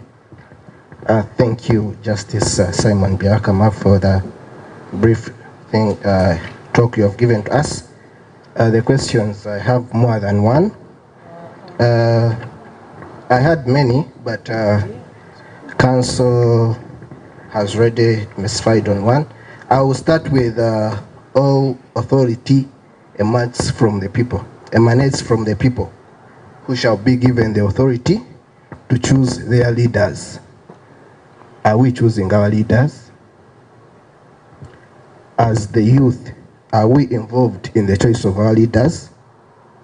Actually, today, you are talking about the authority that is given to the people to choose their leaders, that it is done with Parliament. But with the Parliament we have today, I don't think it is working for the people.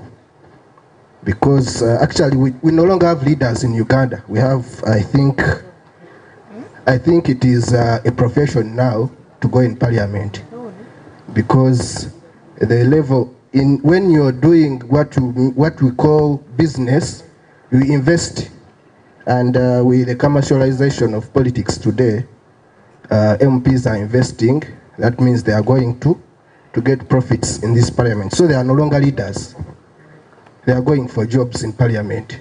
So if you say that the authority, I think we have been observing whatever Parliament has been doing, and I don't think they speak from the point of view of the people. They will say they have gone to their people, but really what they translate in that Parliament is not the voice of the people, but their voice. Then you have talked, the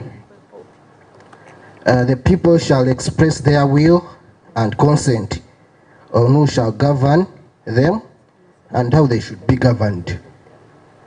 I think, as she asked here, who has the power? I think when you're speaking that people have the power, but I think power is in a few.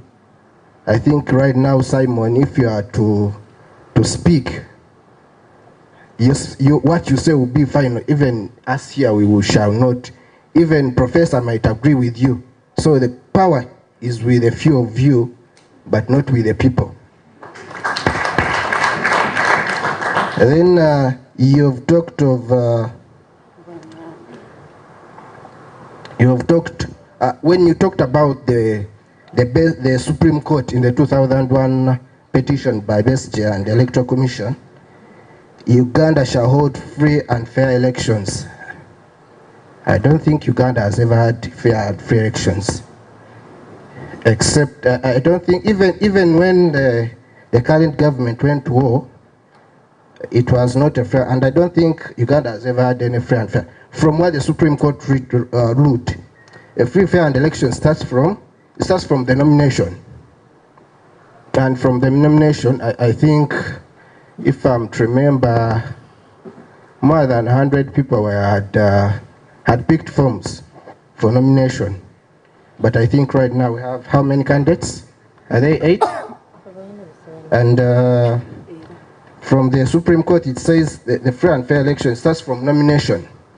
So from that point of view, I don't think, if I was the judge, I would rule out any free and fair election from nomination day. You said campaigns. I think we follow campaigns before even to go to MPs. From how far the campaigns have gone.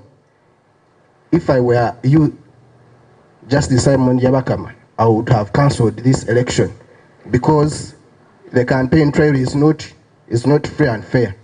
So these ones cannot be termed as free and fair elections. You said I'm still on the ruling in the Supreme Court in the 2001 election of Dr. Byabakama versus Electoral Commission. You talked of free from intimidation. I'm telling you today, if you are to say you're for noob here, even I can't be sure, but you can't say that because you may fear the black person who came with Justice Simon Byabakama. He may ask your name on the table and like, hey, who is that person? What is the name? So I can't say there is free and fair, free from intimidation. Let's summarize our questions. I think I'm asking from what he submitted. I'm not going far from it. And then you talked of corruption, bribing, over commercialization. I think if this was a normal state, a democratic state, I think Honorable Simon Byabakama, you should have resigned because corruption. No, I think you also in your heart you know it. This election, corruption is high in it. Bribing, even the recently concluded NRM elections, I think the money spent in those elections is, I think it is higher than even the money that will be spent in the national elections.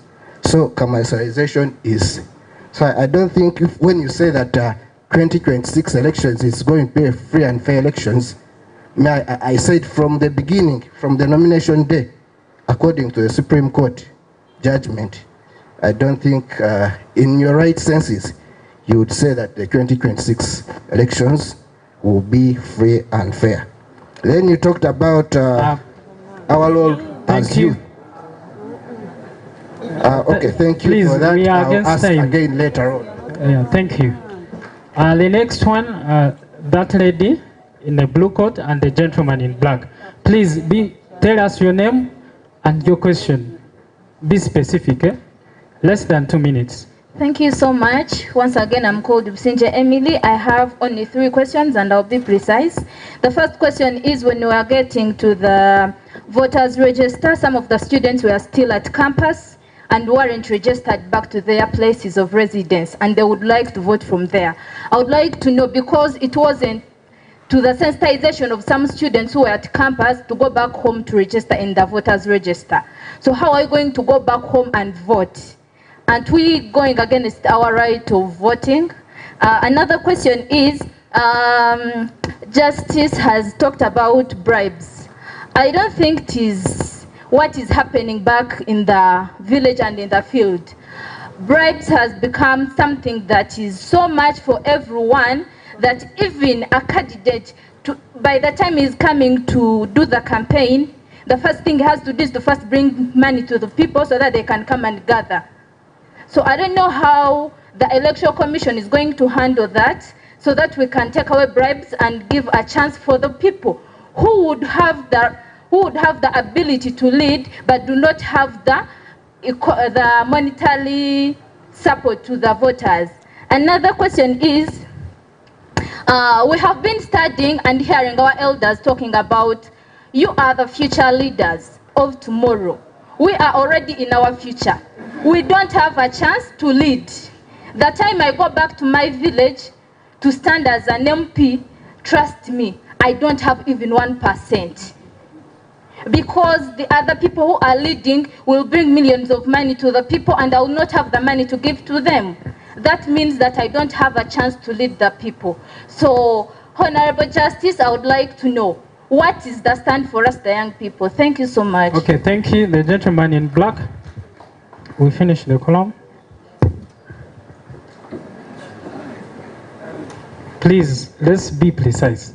Thank you very much. I'm Joab Tugume, Makerere University. Thank you, Justice. I am under Uganda National Associations Uganda, Makerere chapter. Recently we went to the General Secretary and asked him, come and talk to the youth. I was like, no, I'm no longer coming. Because his reason was the youth always want to criticize what is happening. They are no longer wanting to take action. My brother Major said 77% of the Ugandans are youth. So to be practical, if an MP had 1 million and gives out to people, what portion have the youth taken? That is 77% of the money.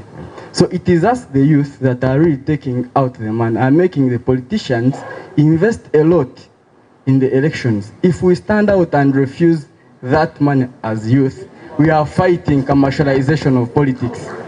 Yes. So I am a student of rural development. Please, let's listen to submissions. I am a student of development and I don't want to go to law, and neither do I intend to be part. So I will come to Madam Chairperson. You said there are 3 students who graduated and you said they are ladies. So I don't know the criteria that you use to make them ladies. Where are you leaving the boy child? The boy child. I don't know whether ICOB is also considering the boy child. Thank you so much. Thank you very much. Let's give time to Honorable Justice to react to those ones, and then we proceed with the others.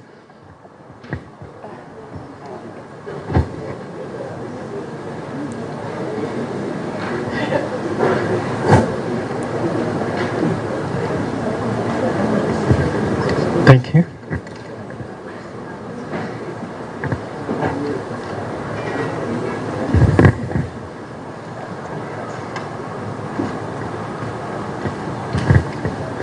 Thank you, the young Kigezi.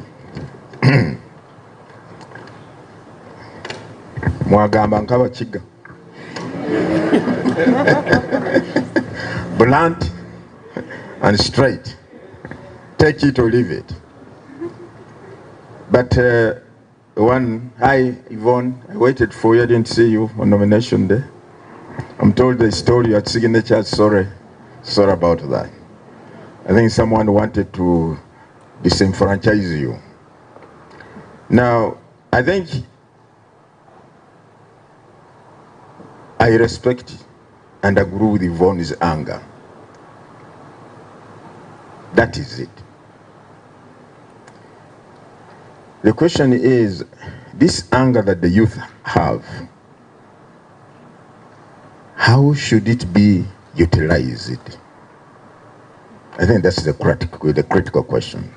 How do we transform this anger and utilize it? Is it for destructive purposes or for progressive, constructive ideas and actions? I always equate the youth to the first phase of a river. When in my geography class, I remember, I don't know whether you still teach the same thing. A river has 3 stages. The youthful stage, the middle stage, then the old stage. The youthful stage, the river is full, the water is ferocious. You have waterfalls, you have cascades, and so on. That's why they tap those waterfalls and harness power from the waterfalls. So therefore, this anger, this energy, and the vibe the youth have should be harnessed into constructive processes. And indeed, I agree, Yvonne, that we need to address the critical issues that we as young people view as impinging on our opportunity to be active participants in the processes that define the democratic journey of our country. But the question is, how are we going to do it?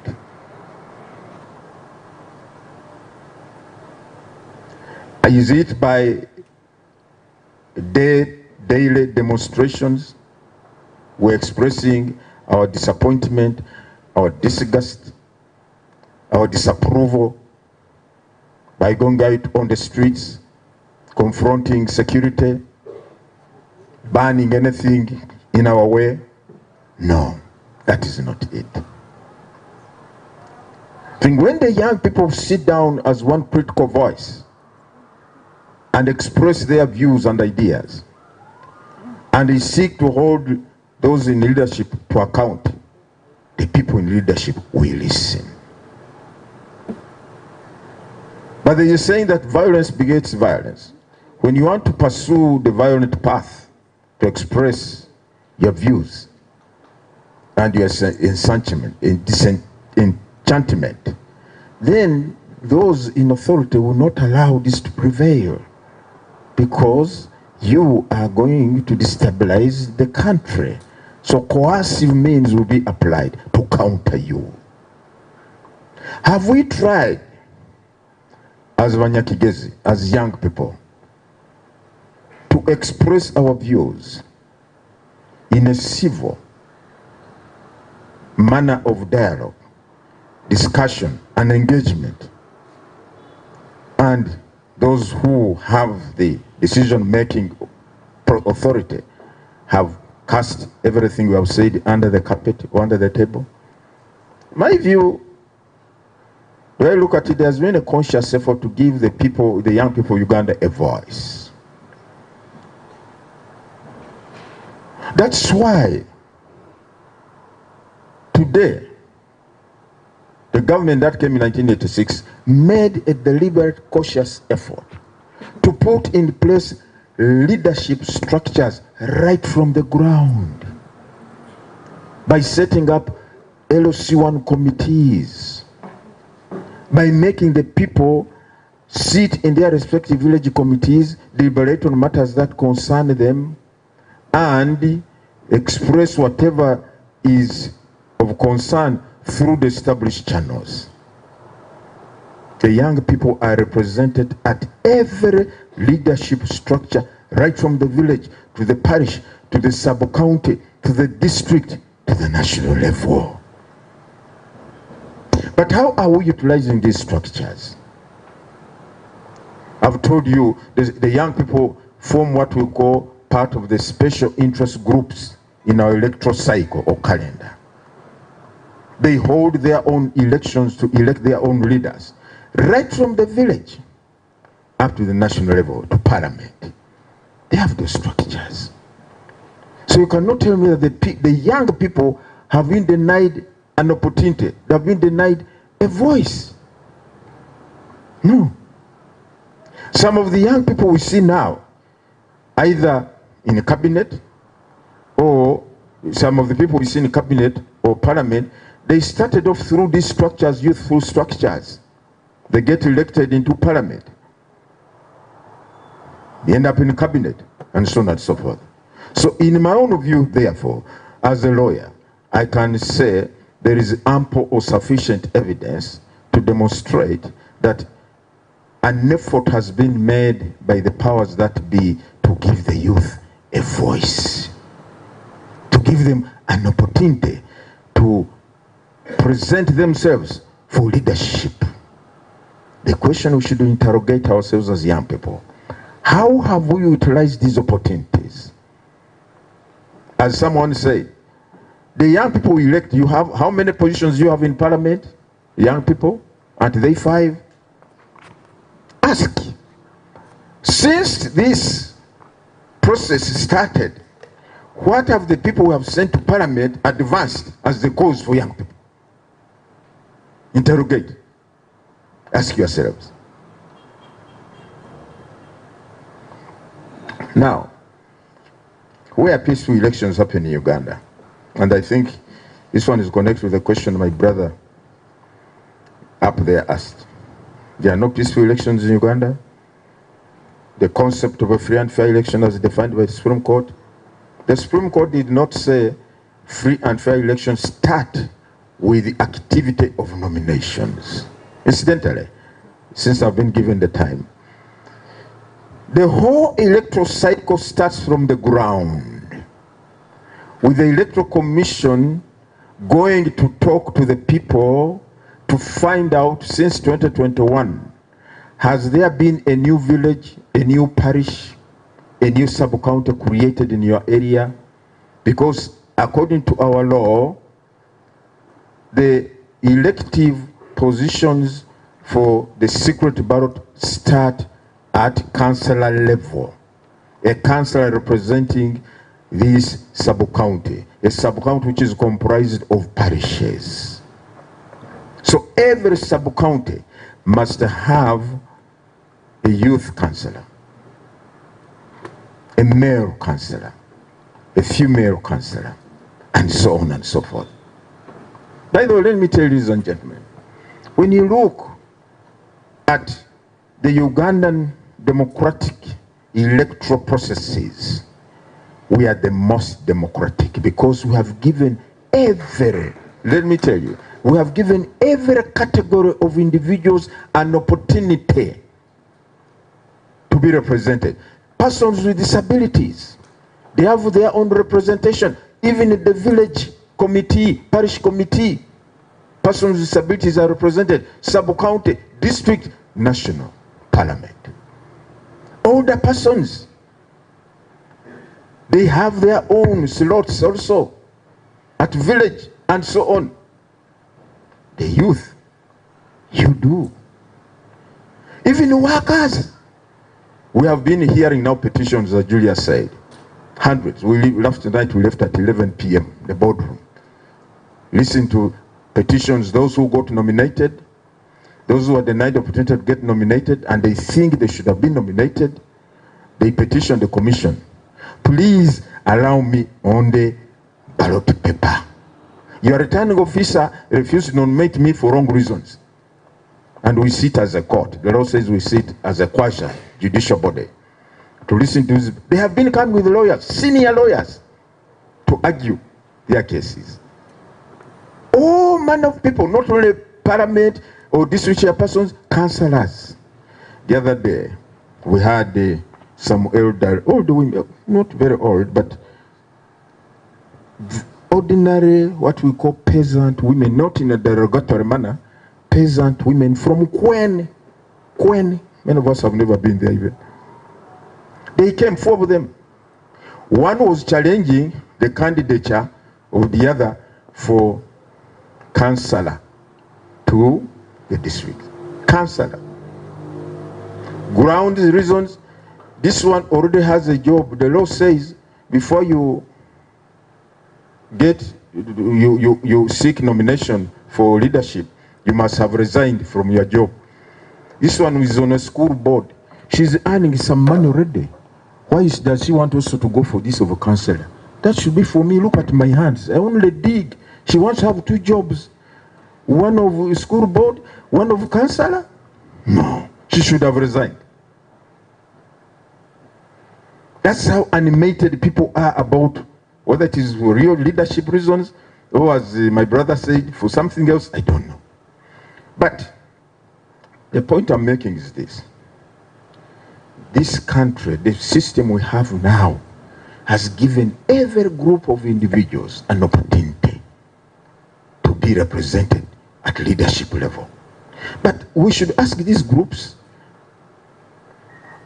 what have you benefited us from the time we said you go and represent us? You, 5 years down the road, you are representing the youth or older persons or persons with disabilities. Can you give us your account? We want to see your accountability in terms of service and representation of the issues that concern us. What have you done? So, in my view, Yvonne, this country is democratic. The question, how do we exercise this democracy? How do we carry out the processes that ensure that this democracy is realized, it's real, and productive? That's a different matter. When we have identified the the electoral areas which need political representation or leadership, Then we go to identify the polling stations. Where will the voters in this area vote from? That is part and parcel of a free and fair election. We don't sit in our boardrooms on 7th Street and say, now in Wamuchuchu sub-county, the polling station will be here or there. Our people must go to the ground, interface with the people who are going to vote from those areas and say, the suitable location is this one. The registration of voters, those who are first-time voters, is part and parcel of a free and fair election. Are the people well informed? Are they well sensitized that this is the time for them to register as voters? We carried out massive publicity and sensitization that all those Gen Zs who never voted in 2021, you are now 18, please come and register. The law also allows you to change your voting location. It is permitted in the law.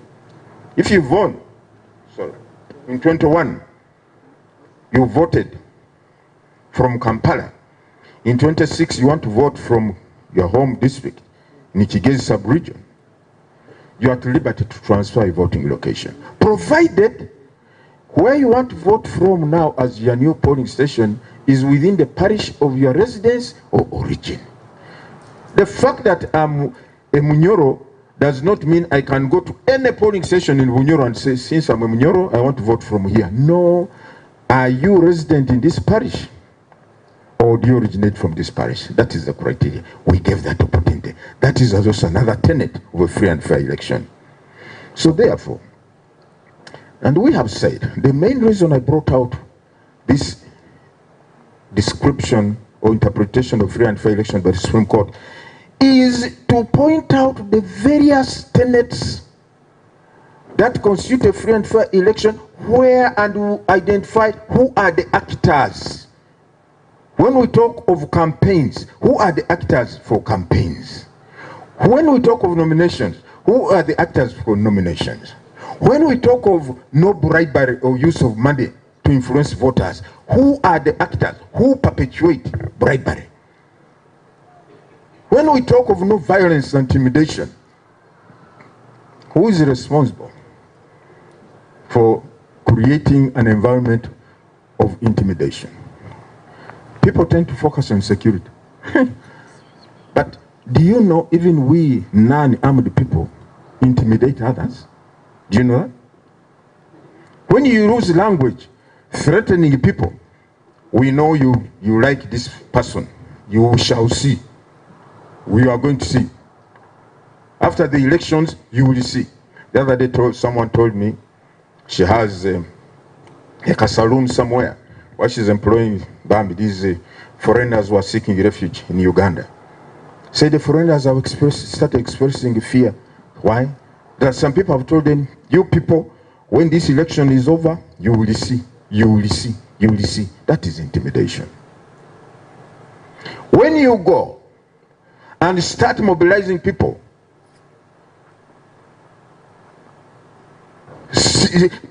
instilling in them a fire of defiance, the moment this one is done, you better start and invade these areas. Come out in thousands of numbers. We must show them we are here. That is intimidation. And that's why the law creates it an offense for anyone to intimidate any voter. It's an offense. Who are the perpetrators of intimidation? Is it our cows and goats and chicken in our homes? See, we the people.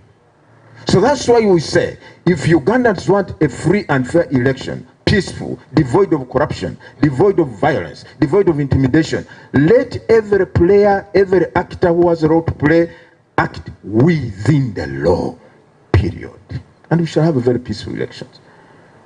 We have been having very peaceful presidential campaigns. Even the presidential candidates themselves, so many have said, oh, this is really, this is very good. Yeah, we have not had this kind of thing before. Until I'm told yesterday, unfortunately, I was in the boardroom from 10:30 a.m. until 11 p.m. listening to petitions of people who are petitioning those who have. So I didn't watch the news. The time I got home at midnight, well, the news was over until I switched on my phone, and then so there was a disruption or some disturbance in Mbarara. But all these things are uncalled for, ladies and gentlemen. I can stand on my 2 feet and say all those things could have been avoided. We have said time and again, please, candidates, this is the law. The law says the Electoral Commission may determine the manner and the time for campaigns by candidates. We have the power under the law. We lay out the guidelines premised on the law. The law says you shall hold your campaigns between 7 to 6 p.m. It is in the law. But you have seen candidates campaigning beyond 6 o'clock in the dark. Are you going to say the Electoral Commission is a failing? You want to be a leader. And I thought one of the hallmarks of leadership is obedience to the law. But if you're a leader, you don't want to obey the law, how about your subjects? What cue are you giving them? We said no processions along public roads, for goodness sake.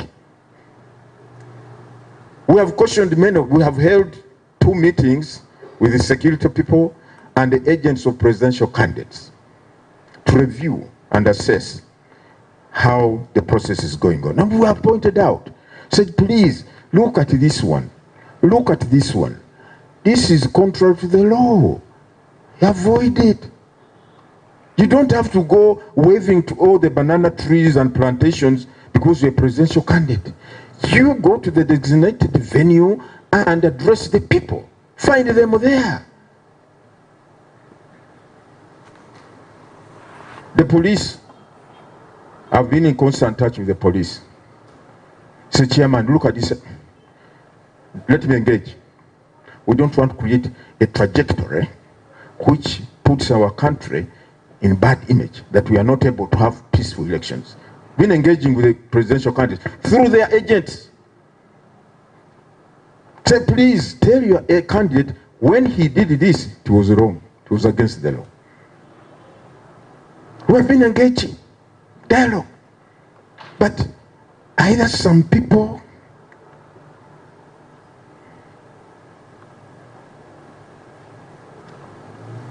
are genetically unruly, or they want to create a macho image about themselves of not being, or they are allergic to complying with the law, good sense, good conduct. I don't know. I don't know. Honestly, I don't know. But what happened yesterday could have been avoided. They were going to engage with every actor, every player. Say, how do we avoid this? Maybe some people, that's what they want to see. Maybe, I don't know. Maybe that's what some people want to see. But for us who love this country, who know that the country we can live in happily is Uganda, we must do everything possible to ensure we avoid some of these episodes. So to me, we can only have peaceful elections when every actor is involved. You look at what happened in Kawempe North, for instance. The Electoral Commission organized the elections. We delivered all materials in time. Every voter knew where he or she was going to vote from. We deployed and delivered the materials. Voting took place. For those who wanted to vote, they came and voted.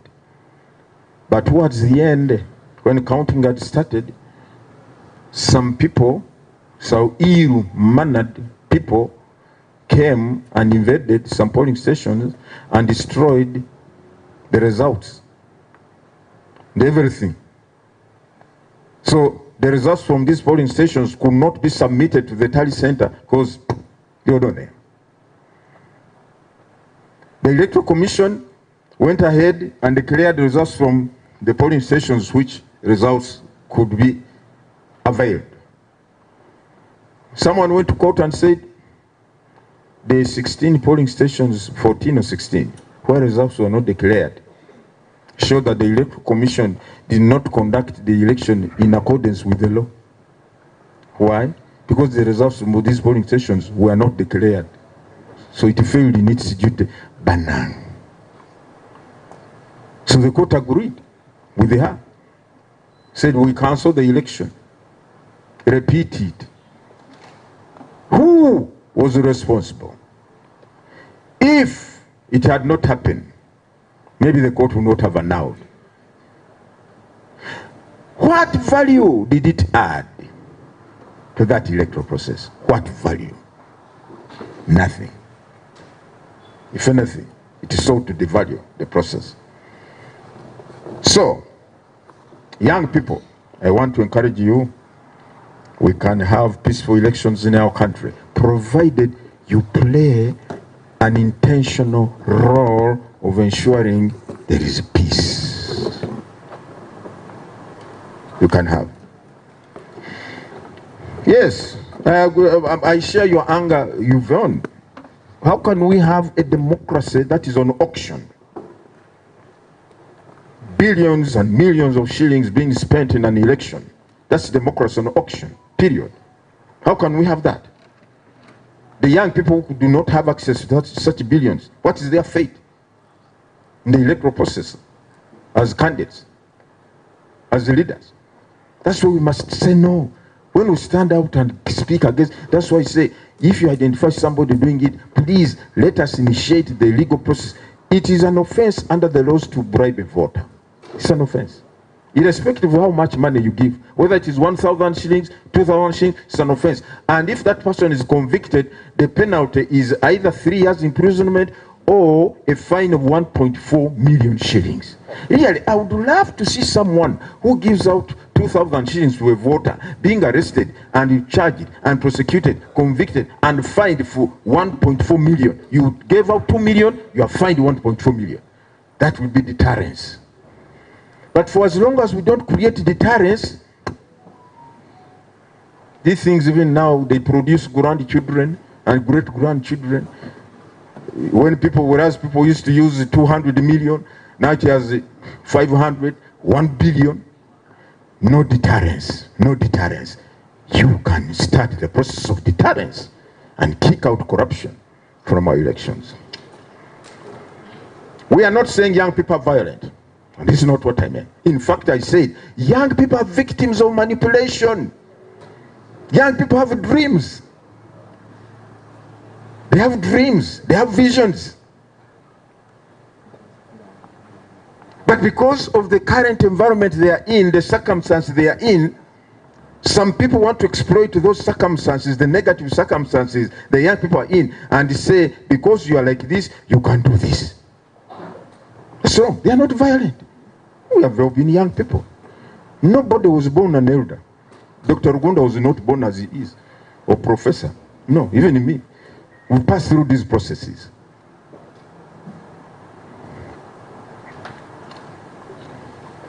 Yes, mindset change is critical. Now, questions. My brother, I didn't get his name. I want to assure you, Article 1 of the Constitution is inviolable, is sacrosanct. It says what it does, and it means what it says, and that is it. But like any law in the statute books, a law only becomes a reality, becomes beneficial when we apply it. When we all strive to apply the law, that's when it is beneficial to us. So Article 1 is not, you cannot give any other interpretation to Article 1. But the processes that actualize Article 1 is what we should be looking at. You are saying Uganda has never, by the way, let me question you, my younger brother, and everyone who is in this room.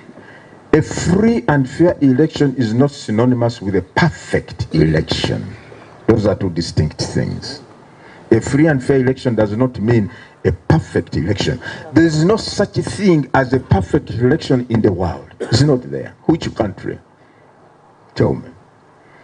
When you talk of perfections, perfection this, my understanding is only heaven where there are perfections. But on this planet Earth, you are going to be encountering imperfections and challenges and so on. Heaven, yes. Here on earth, forget it. So a free and fair election is not a perfect election. And that's why the courts have said, it's not every irregularity, it's not every shortcoming, it's not every shortfall in an election that will render the outcome null and void. The question is, how substantial were these irregularities to the entire process? The substantiality test. That's what the courts, that's what the law said. The substantiality test.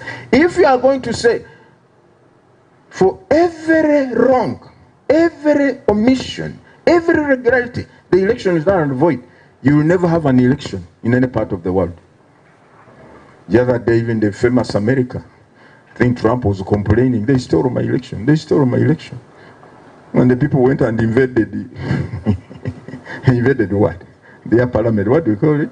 A Capitol Hill. Can you imagine the mighty United States of America? Where all of us want to live? The land of dreams. Wherever there are human enterprises and human activities, you expect the imperfections to arise, because no human being is perfect. Not there. But I'm not saying we should gloss over these shortcomings. How do we address them? And that's why the law keeps on making improvements. How do we improve on this? And that's why we cherish these engagements. What is your role? What can you do to ensure we get rid of this? So, in my view, one, the people who picked nomination forms, including my sister Yvonne, they have over 200, not 100, 200. That you see, picking the forms was the easiest part. Easy. Because we are not charging any money for these forms. All you needed was put some fuel in your vehicle, drive to the 7th Street. We give you the form free of charge. Or come on a board of 2,000 shillings. You pick the form free of charge. The law says you must get 100 supporters from every district constituting 98 districts of the country. That's why the people made the greatest hurdle. And mind you, you must get the support, the names and signatures of supporters. But some people would sit somewhere. Maybe they have a record of our voters. It starts producing. Some of the lists we were looking at, someone writes a list of supporters.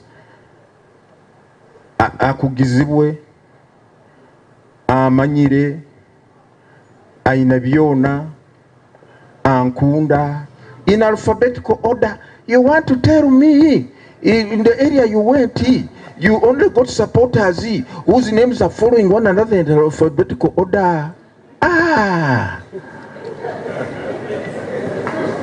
Alphabetical order. Then you come to B, you come to C. Alphabetical order. You know what happened? Many of these people were not consulted to support these aspirants. They were just putting their name. Then when you look at the signatures, someone just sits. You just see, even though I'm not a handwriting expert, you just see someone who sat down here, Ankunda, then another one, NK, then the same hand just producing signatures. Same hand. You submit your names, we verify. Every name on that list we're verifying. One, is that person a registered voter in that district? Some of them were mixing up voters. You find a voter in Impigi, be put on the list of Mukono. And for us, once we find this person, although a voter, but is in Mukono, we cancel. They have not fulfilled the quota. So, it is not that it was deliberate denial of people to come for nomination. Campaign trail is not free and fair. Why? After the candidates have been nominated, The law says before they hit the campaign trail, they shall settle down before the returning officer, agree on their campaign schedule so that you don't collide in one area. They agree. The guidelines governing campaigns are the same for everybody, including the incumbent when he's a candidate. He's subject to those guidelines. The only difference for him is the law permits him to maintain, to utilize the facilities of his office, although he's a candidate. That is in the law. Why? In the law, we say what was the spirit behind this provision. A country must remain with the leadership even when you have elections. You must have a leader even when we have elections. I've not seen of any country which says, now that we are going to elections, incumbent, you're also coming. You are no longer president. You are like the rest of us. And mind you, the term of that leader expires on 12th of May, 2026. So even throughout the election season, he's president. That's why the law says, for you, because you have to continue executing the duties and functions of the state as a leader, maintain the services or the facilities. But for every other people, it is the same. We treat them the same on equal basis. Now, if someone says, if you're a noob here, you'll be in trouble. The other day, as I said, we were here listening to these petitions in the commission. All sorts of people from all sorts of political parties say, I think some young men, I think they had that foot soldier kind of mantle around them. Came with red beret. Came with a t-shirt emblazoned with a picture of the principal. We expected him. We welcomed him in the boardroom. Have a seat, sir. What's the problem? This. When you nominated people like this, our candidate was denied opportunity. Very good. Anything else? Yes. After I said, hey, Chairman, can we have a group photo with you? I said, oh, wow, good. Well, come. But I said, but won't the principal be annoyed with you? Take a photograph with the chairman. Say, Tewali Mutawana. But the point I'm making is, look, the people are free to express themselves. That is the constitution. So even if you are NUP or DP or whatever, because what you subscribe to is constitutional, you won't be faulted. But, let me make this, but,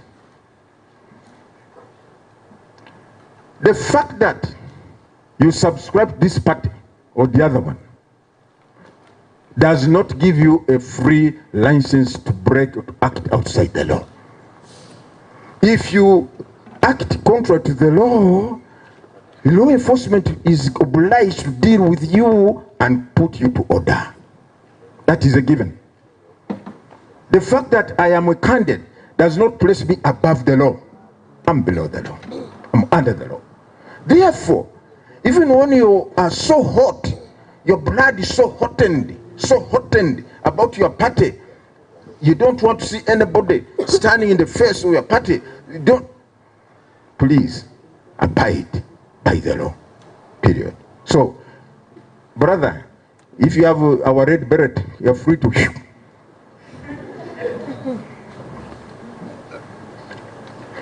Commercialization, I agree, and I think we have said this. I agree entirely with every young person who is averse, who is disgusted with the commercialization of our elections. You are my partner in the progress. We must say no to this vice. We must say no to this vice. It's a stain. We cannot allow this. Supposing last night I broke into people's shops and stole their money or merchandise and I raised 1 billion shillings. Then I come and say, I want to lead. What? Is that leadership? Is that the kind of democracy we want? No. Please, let's join hands to fight corruption in our elections. How will the EC handle? That's why I'm talking to you. The EC is not the Almighty God who sees everything we do in a private or in a public or in our hearts. He's the only one who knows. We cannot go running after everybody who is bribing voters. We don't have the means. That's why we work with the law enforcement. That's why we must work with the police. And let me tell you this.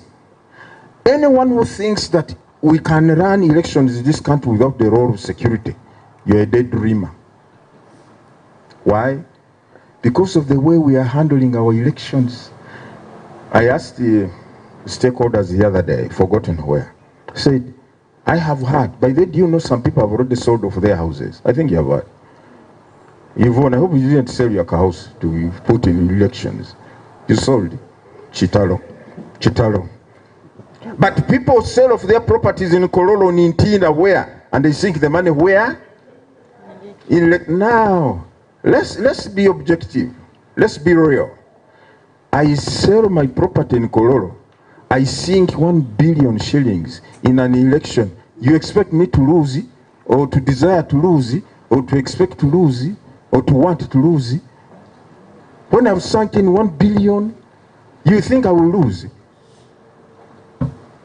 So, because people are inclined to do what it takes to win, we must have security come in to contain the situation. Otherwise, you will not have elections. Take it from me. Businje Emile.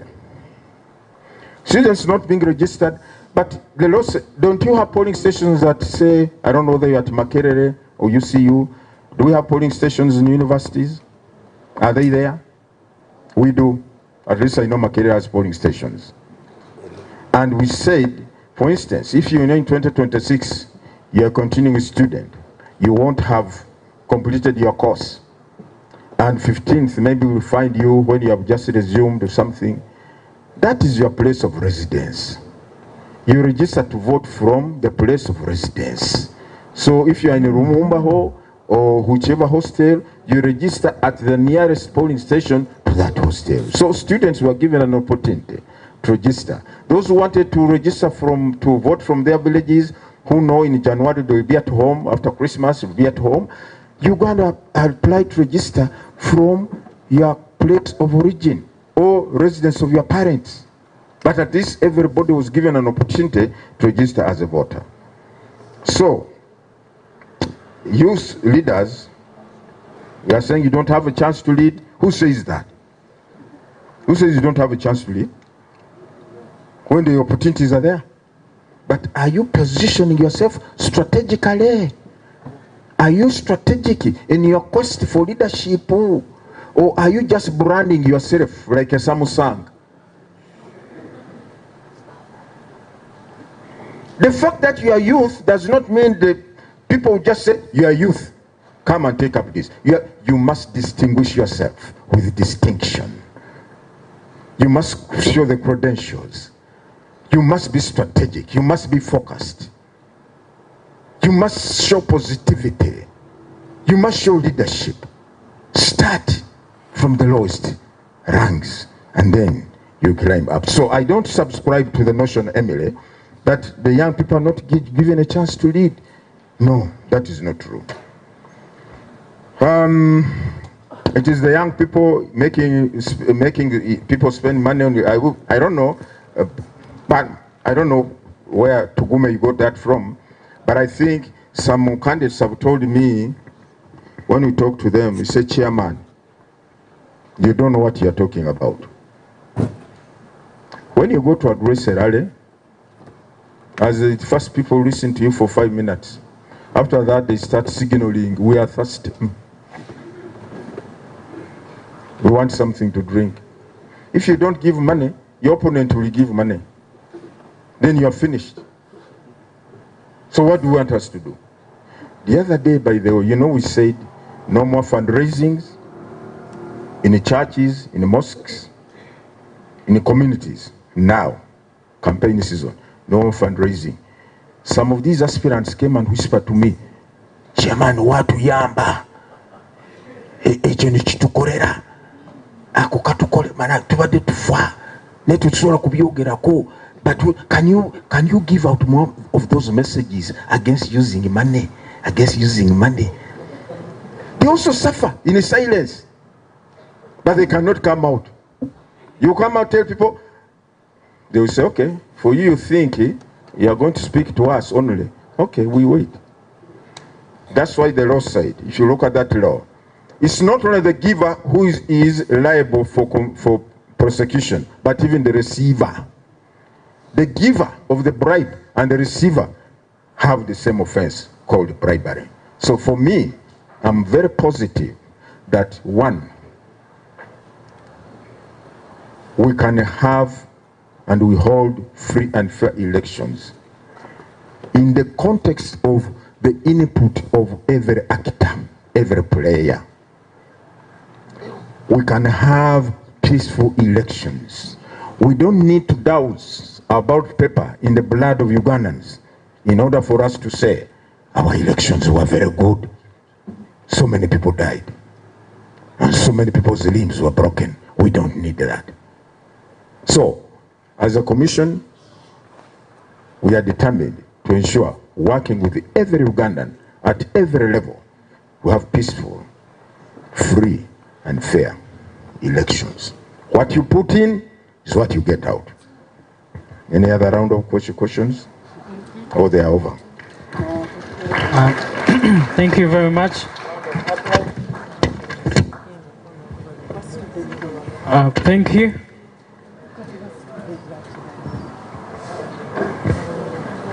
Friends, we are against time. I would wish we first stand up, we refresh a little bit, and then we welcome the chief guest. We cannot take more questions, we are sorry. Please, let's stand up, we refresh a bit. Aiko boy, Aiko boy, Lewanya Kigezi. Okay, thank you. You can take your seat. With the honors given to me as your moderator, it's now time to invite our chief guest, Professor Jotmondo Kagonyera, to come and give his brief remarks. And then after we shall have the launch of our strategic plan 2026-2031, and we have closing remarks from Ndugu Rugunda, and then we close. Thank you.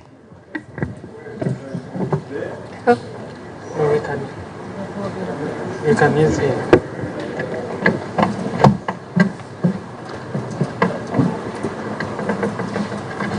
Where?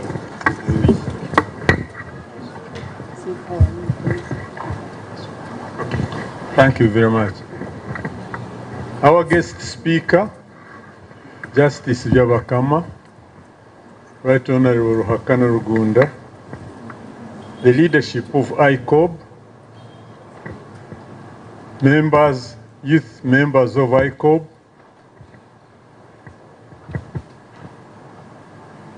indeed, it's fantastic that we have been able to gather here. I hadn't met you people for a very long time, and I will make a few remarks because I'm advised the time is against us. The first remark I will make is to thank our guest speaker, although he's moving out. Yes, for an urgent call.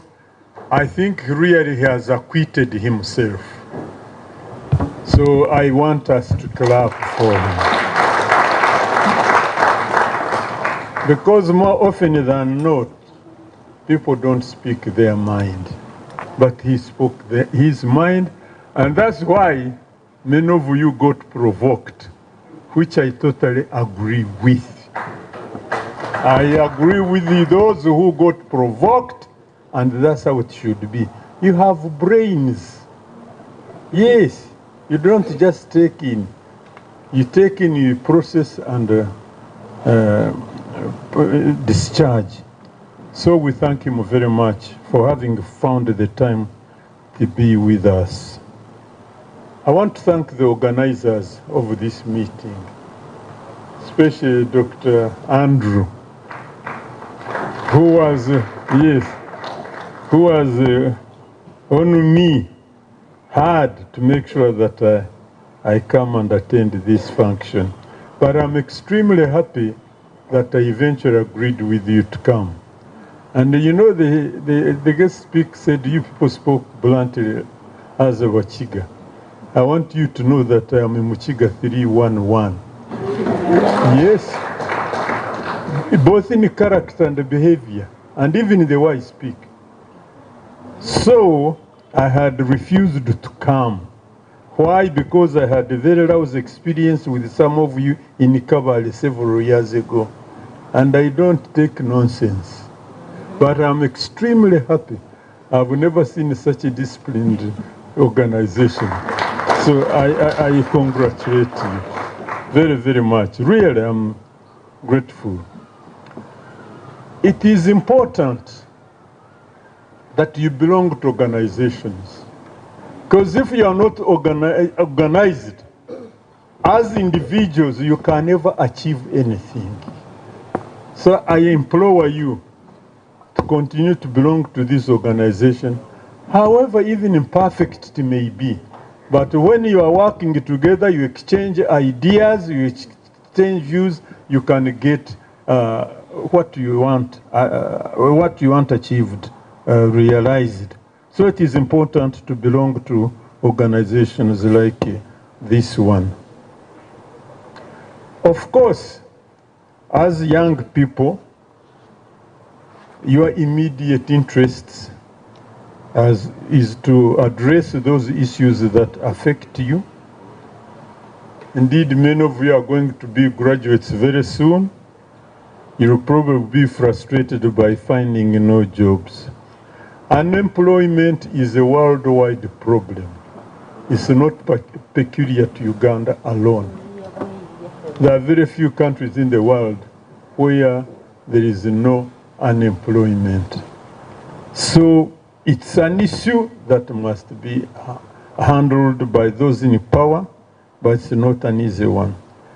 Part of the problem, of course, is our uncontrolled population growth.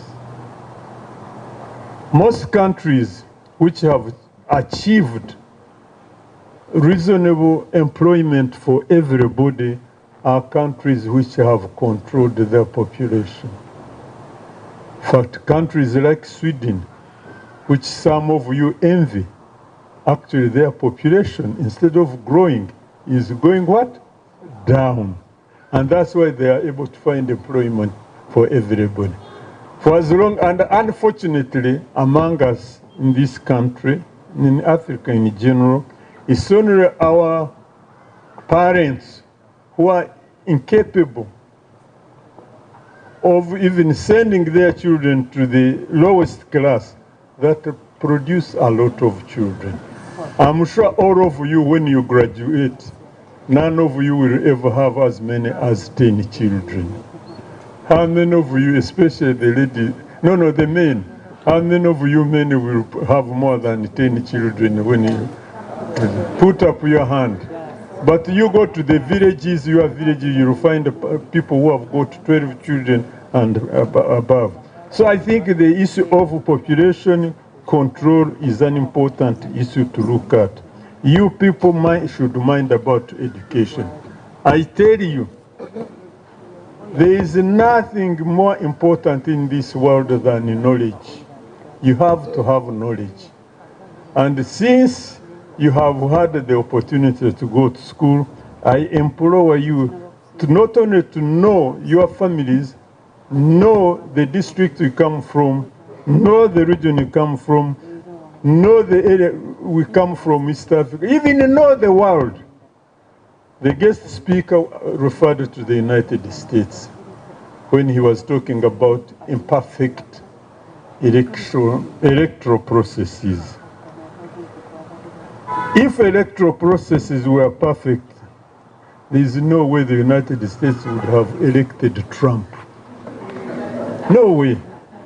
A country like that, I don't want to use nasty words, but that man, you can call him anything you want, and it probably will fit him. So elections can't be perfect, including the most advanced democracies. So knowledge of the world around you is very important. And I think our guest speaker, this is a very relevant meeting, especially with regard with what I hear is going on in Tanzania. The leadership of this country, you are challenged to live up to the expectation of the people. You cannot blame the people when they react. We who studied some science, we talk of underlying causes. What are the underlying causes of dissatisfaction or even violence? Or even violence. Therefore, it is not only these young men and the women that must observe the rule of the law. The leadership of the country must meet the expectation of the people they lead.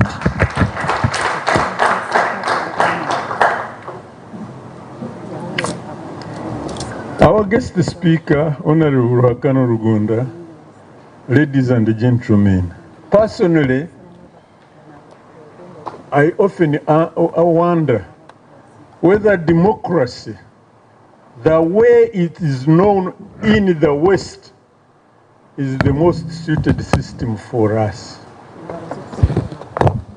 There is no way you can have a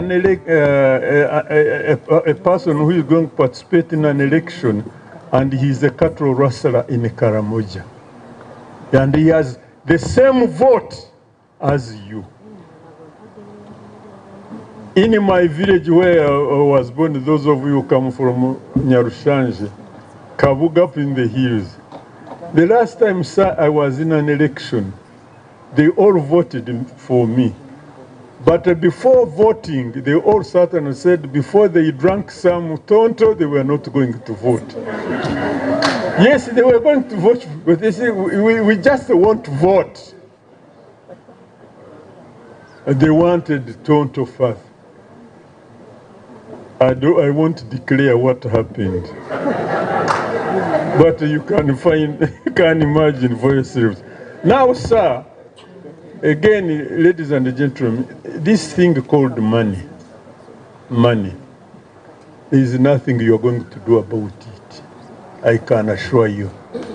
Number one, money is the only language most of our people understand. No other language. You can be a fantastic speaker as you are. You can be a very good person. This man, Ndugu Rugunda, is a good man by any imagination. But let him go to Kabale and ask for a vote. People will put their hands out. So our people, the only language they understand is money. For as long as the electorate is as uneducated as it is today, you cannot do without money. Secondly, sir, I personally think that someone said it incidentally, he said politics has become a profession. People go there for work.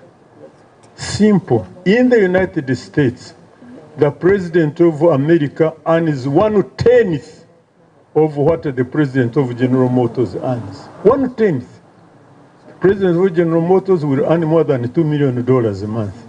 The president of America will earn only 200,000. The American politicians are among the most poorly paid people. For as long as the politicians in this country are probably the best paid, people will try and buy those jobs. So we need to think about the remuneration of politicians. Do people go there to serve or they go there to earn?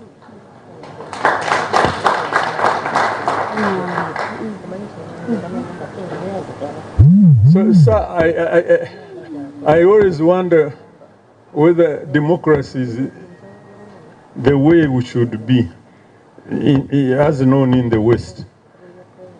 Those of you who were around the early times of NRM, we were operating a movement system of government. I happen to have been in the cabinet then with Ndugu Rugunda and others. But I think that system, if it was developed, it probably would have been the best thing for this country. As long as you don't have socio-economic, philosophical issues, whether you are conservative or you are a socialist, you are a communist, as long as we don't have those identifications, I do not think that democracy as is known in the West is the best for us. I don't know. One time we had a meeting here, Africa, Caribbean, Pacific, and European meeting. And the president of this country President Museveni made an observation. He wondered why Africa was always consuming ideas of others and we are never contributors to those ideas. Why can't we develop our own systems that suit our circumstances rather than carbon copying from those people who have different circumstances? Political parties in Europe, as it is known, have developed because of the circumstances in those countries. The Labour Party for workers, the Conservative Party for the money, protecting their wealth. So, yes, in here, what do the political parties represent? We have 8 presidential candidates. How many of you can tell me the agendas, what do you call them, the manifestos of these 8 candidates? How are you going to decide on whom to vote for? You tell me. You're probably going to look at their history, maybe on their faces, maybe where they come from, things like that. Therefore, our political party is a valid organizational system for us. Ask yourselves, why has China succeeded to where it is? Is it a democracy? Absolutely not. You all know a country called Singapore. When Lee Kuan Yew was in charge, was he practicing democracy the way the Western world, the Western countries do? The answer is no. And eventually the economists will tell us what is right is that which works. Therefore, my parting remark, think again. Is democracy, as is known in the West, the way we should go as Africa? You want to remember, ladies and gentlemen, that even in the Western world, you know, in the United States, those who founded the United States spoke that we know it is self-evident that all men are born equal. The people who said that we are slave owners. The people who said that it was self-evident that all men are born equal, we are slave owners. Therefore, that statement did not apply to the black people like you and I. Lastly, elections. Are elections the best way to decide leadership? We were Chiga, and I think it applies to people from Exora. Abavu Chizoro Muraho, Danezeli Okubabona. Now, the Wachiga never had elections, but we always identified our leaders through sitting down and discussing and identifying, say, so and so is a brave man, he runs his home fairly well, therefore he's our leader. Why can't people sit down and arrive at a consensus about their leaders? Since these elections that Justice Byabakama is operating don't work very well. And in any case, young men, I don't want you to be unnecessarily obsessed about being elected. into leadership positions. You can actually influence the course of history in your country without even being elected to LC1. Martin Luther King never stood for election, LC1 election. Rosa Parks, remember those who have read some history, she never stood for anything, but those people changed the history of politics in the United States. Therefore, don't look at elective offices as the only way you can influence the course of history in your country. I want to thank you very much. I want to wish you very well. It's getting closer to Christmas. So those I don't see again, best Merry Christmas, Happy New Year, and January 15, vote wisely. Thank you very much indeed.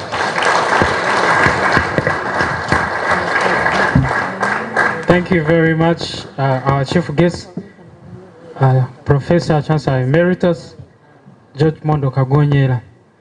And now at this juncture, we shall have the launch for our strategic plan, the ICOB Youth Strategic Plan. It is rich and we shall share online so that you people can also read and see what we are heading for. I now invite the high table. Yes. Okay, we are going to first have a brief about the strategic plan, then we shall launch it, and then after we shall have our birthday boy, by the way, and at last we shall sing the birthday song, who is our patron, to give the closing remarks. Thank you. Yes, good afternoon once again. Yes, I thank you for bearing with us up to this time.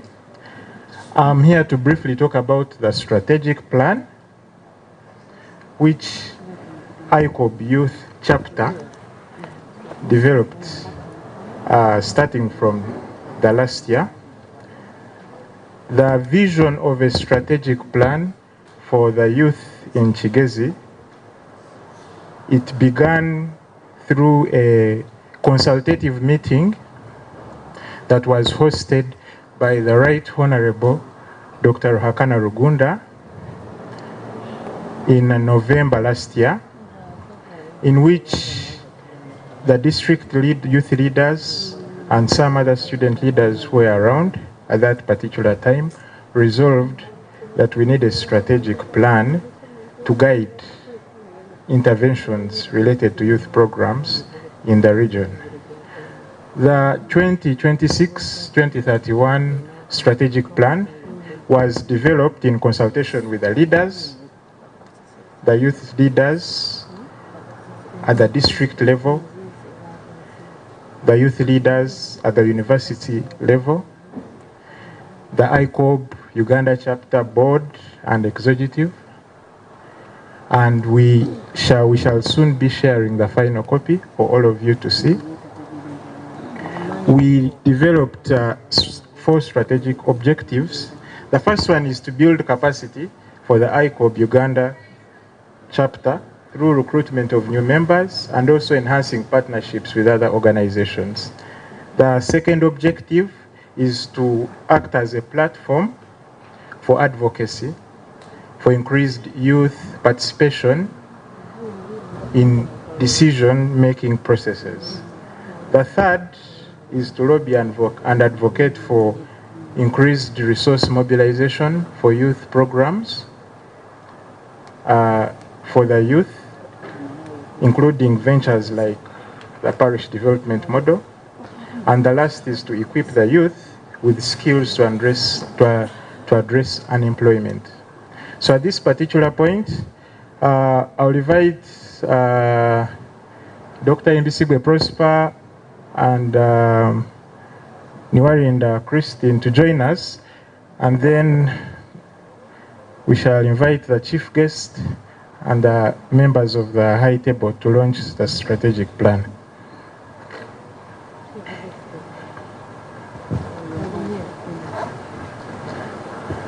Yes, I think Right Honorable Dr. Rugunda, you can.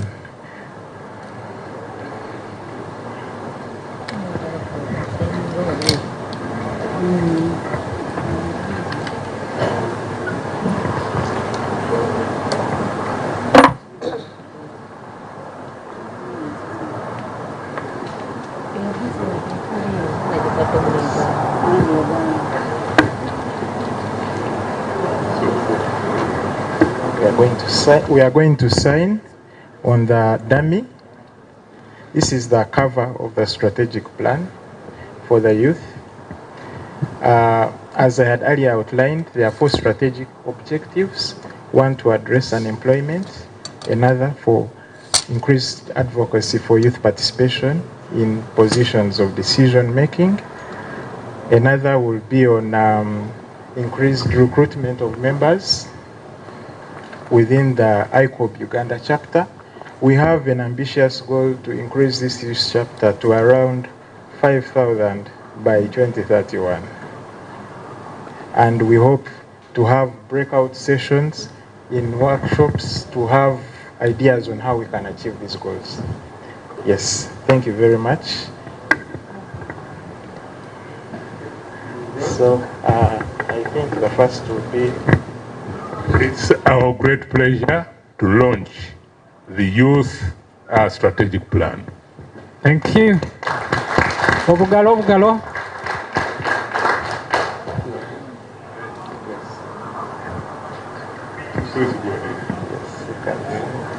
Thank you. As the elders sign our strategic plan, we would wish the youth Kutula Male, after sharing the final copy, I would wish that we participate accordingly and everyone has been included in our strategic plan such that we can have our goals and objectives met.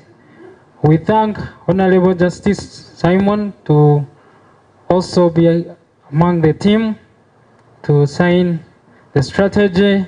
Our chief guest, Professor Mondoka Gonyela, our ICOB board chair, Dr. John Wahana, our chairperson, Madam Grace Mugawire, Pauline Chilande. Thank you very much. Madam Tusingwile, you can also sign. The youth leaders, thank you. One thing I didn't say, you people, you may not know about me. 60 years ago, I was as young as you people are. Yes, and I was always involved in student leadership. I was a young man, but I was also a leader. So I have an idea about the problems of young people. I was also, Rakan and I, we are UPC youth wingers. Yes, but you see, you must be very active. That's why in 1980, when changes had to come, by and large, we are in the forefront of the leadership for that change. So for me, I encourage you guys, don't sit back, don't be, what's the right word? But get out there and work. There is someone who once told me it is better to try and fail than fail to try. You guys should have no excuse and don't feel disturbed when you disagree with your leadership, because someone who tells you where you are going wrong is more of your friend than one who sings you lullaby. Okay? So I'm a Kigezi 311. I went to Kigezi High School. I went to Kigezi College Butobere. And that's what I am. Very good. Thank you. God bless you. It's wonderful. Thank you very much. The photo moment first.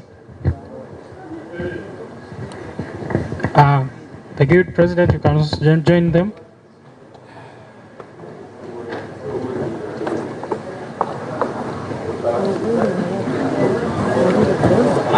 Mr. Mchunguzi, we would also like you to join the photo.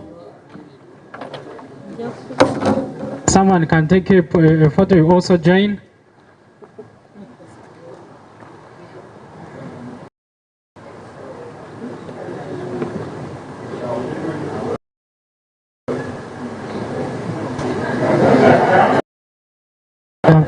Mr. Show, you can also come.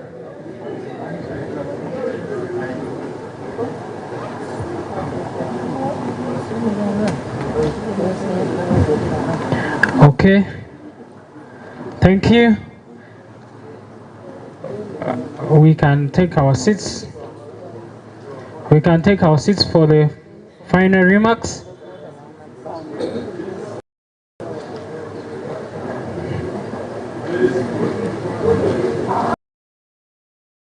For being patient.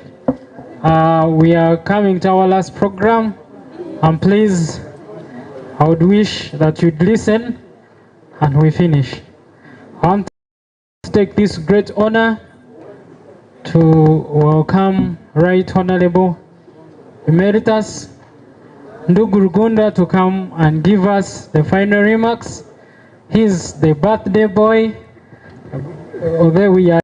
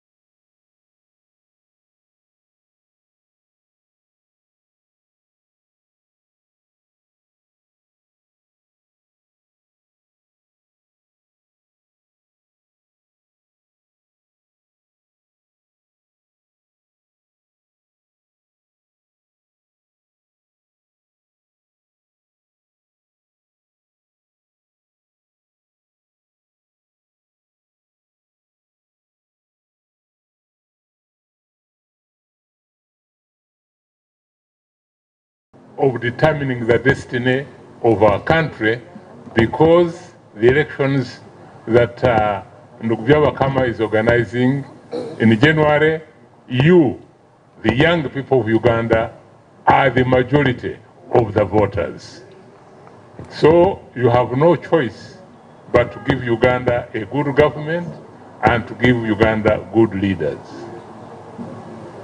Somebody raised the issue of money, that if you don't have money, you have nothing to say, people will not listen to you.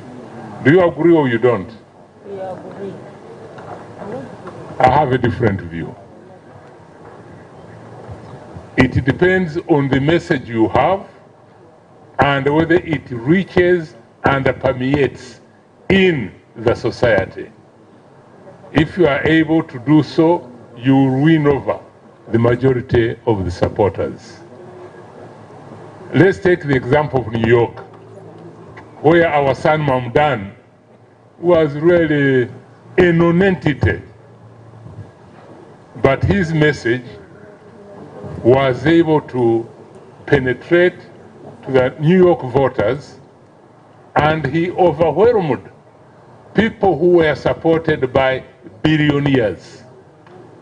Elon Musk was supporting his opponent, Kwame. Any doubt about that? Trump, another billionaire, were supporting the opponents of Mamdan. But because Mamdan was able to have a message through to the population, he won overwhelmingly. I therefore want to encourage young people that don't be too scared by money. Be more concerned about effective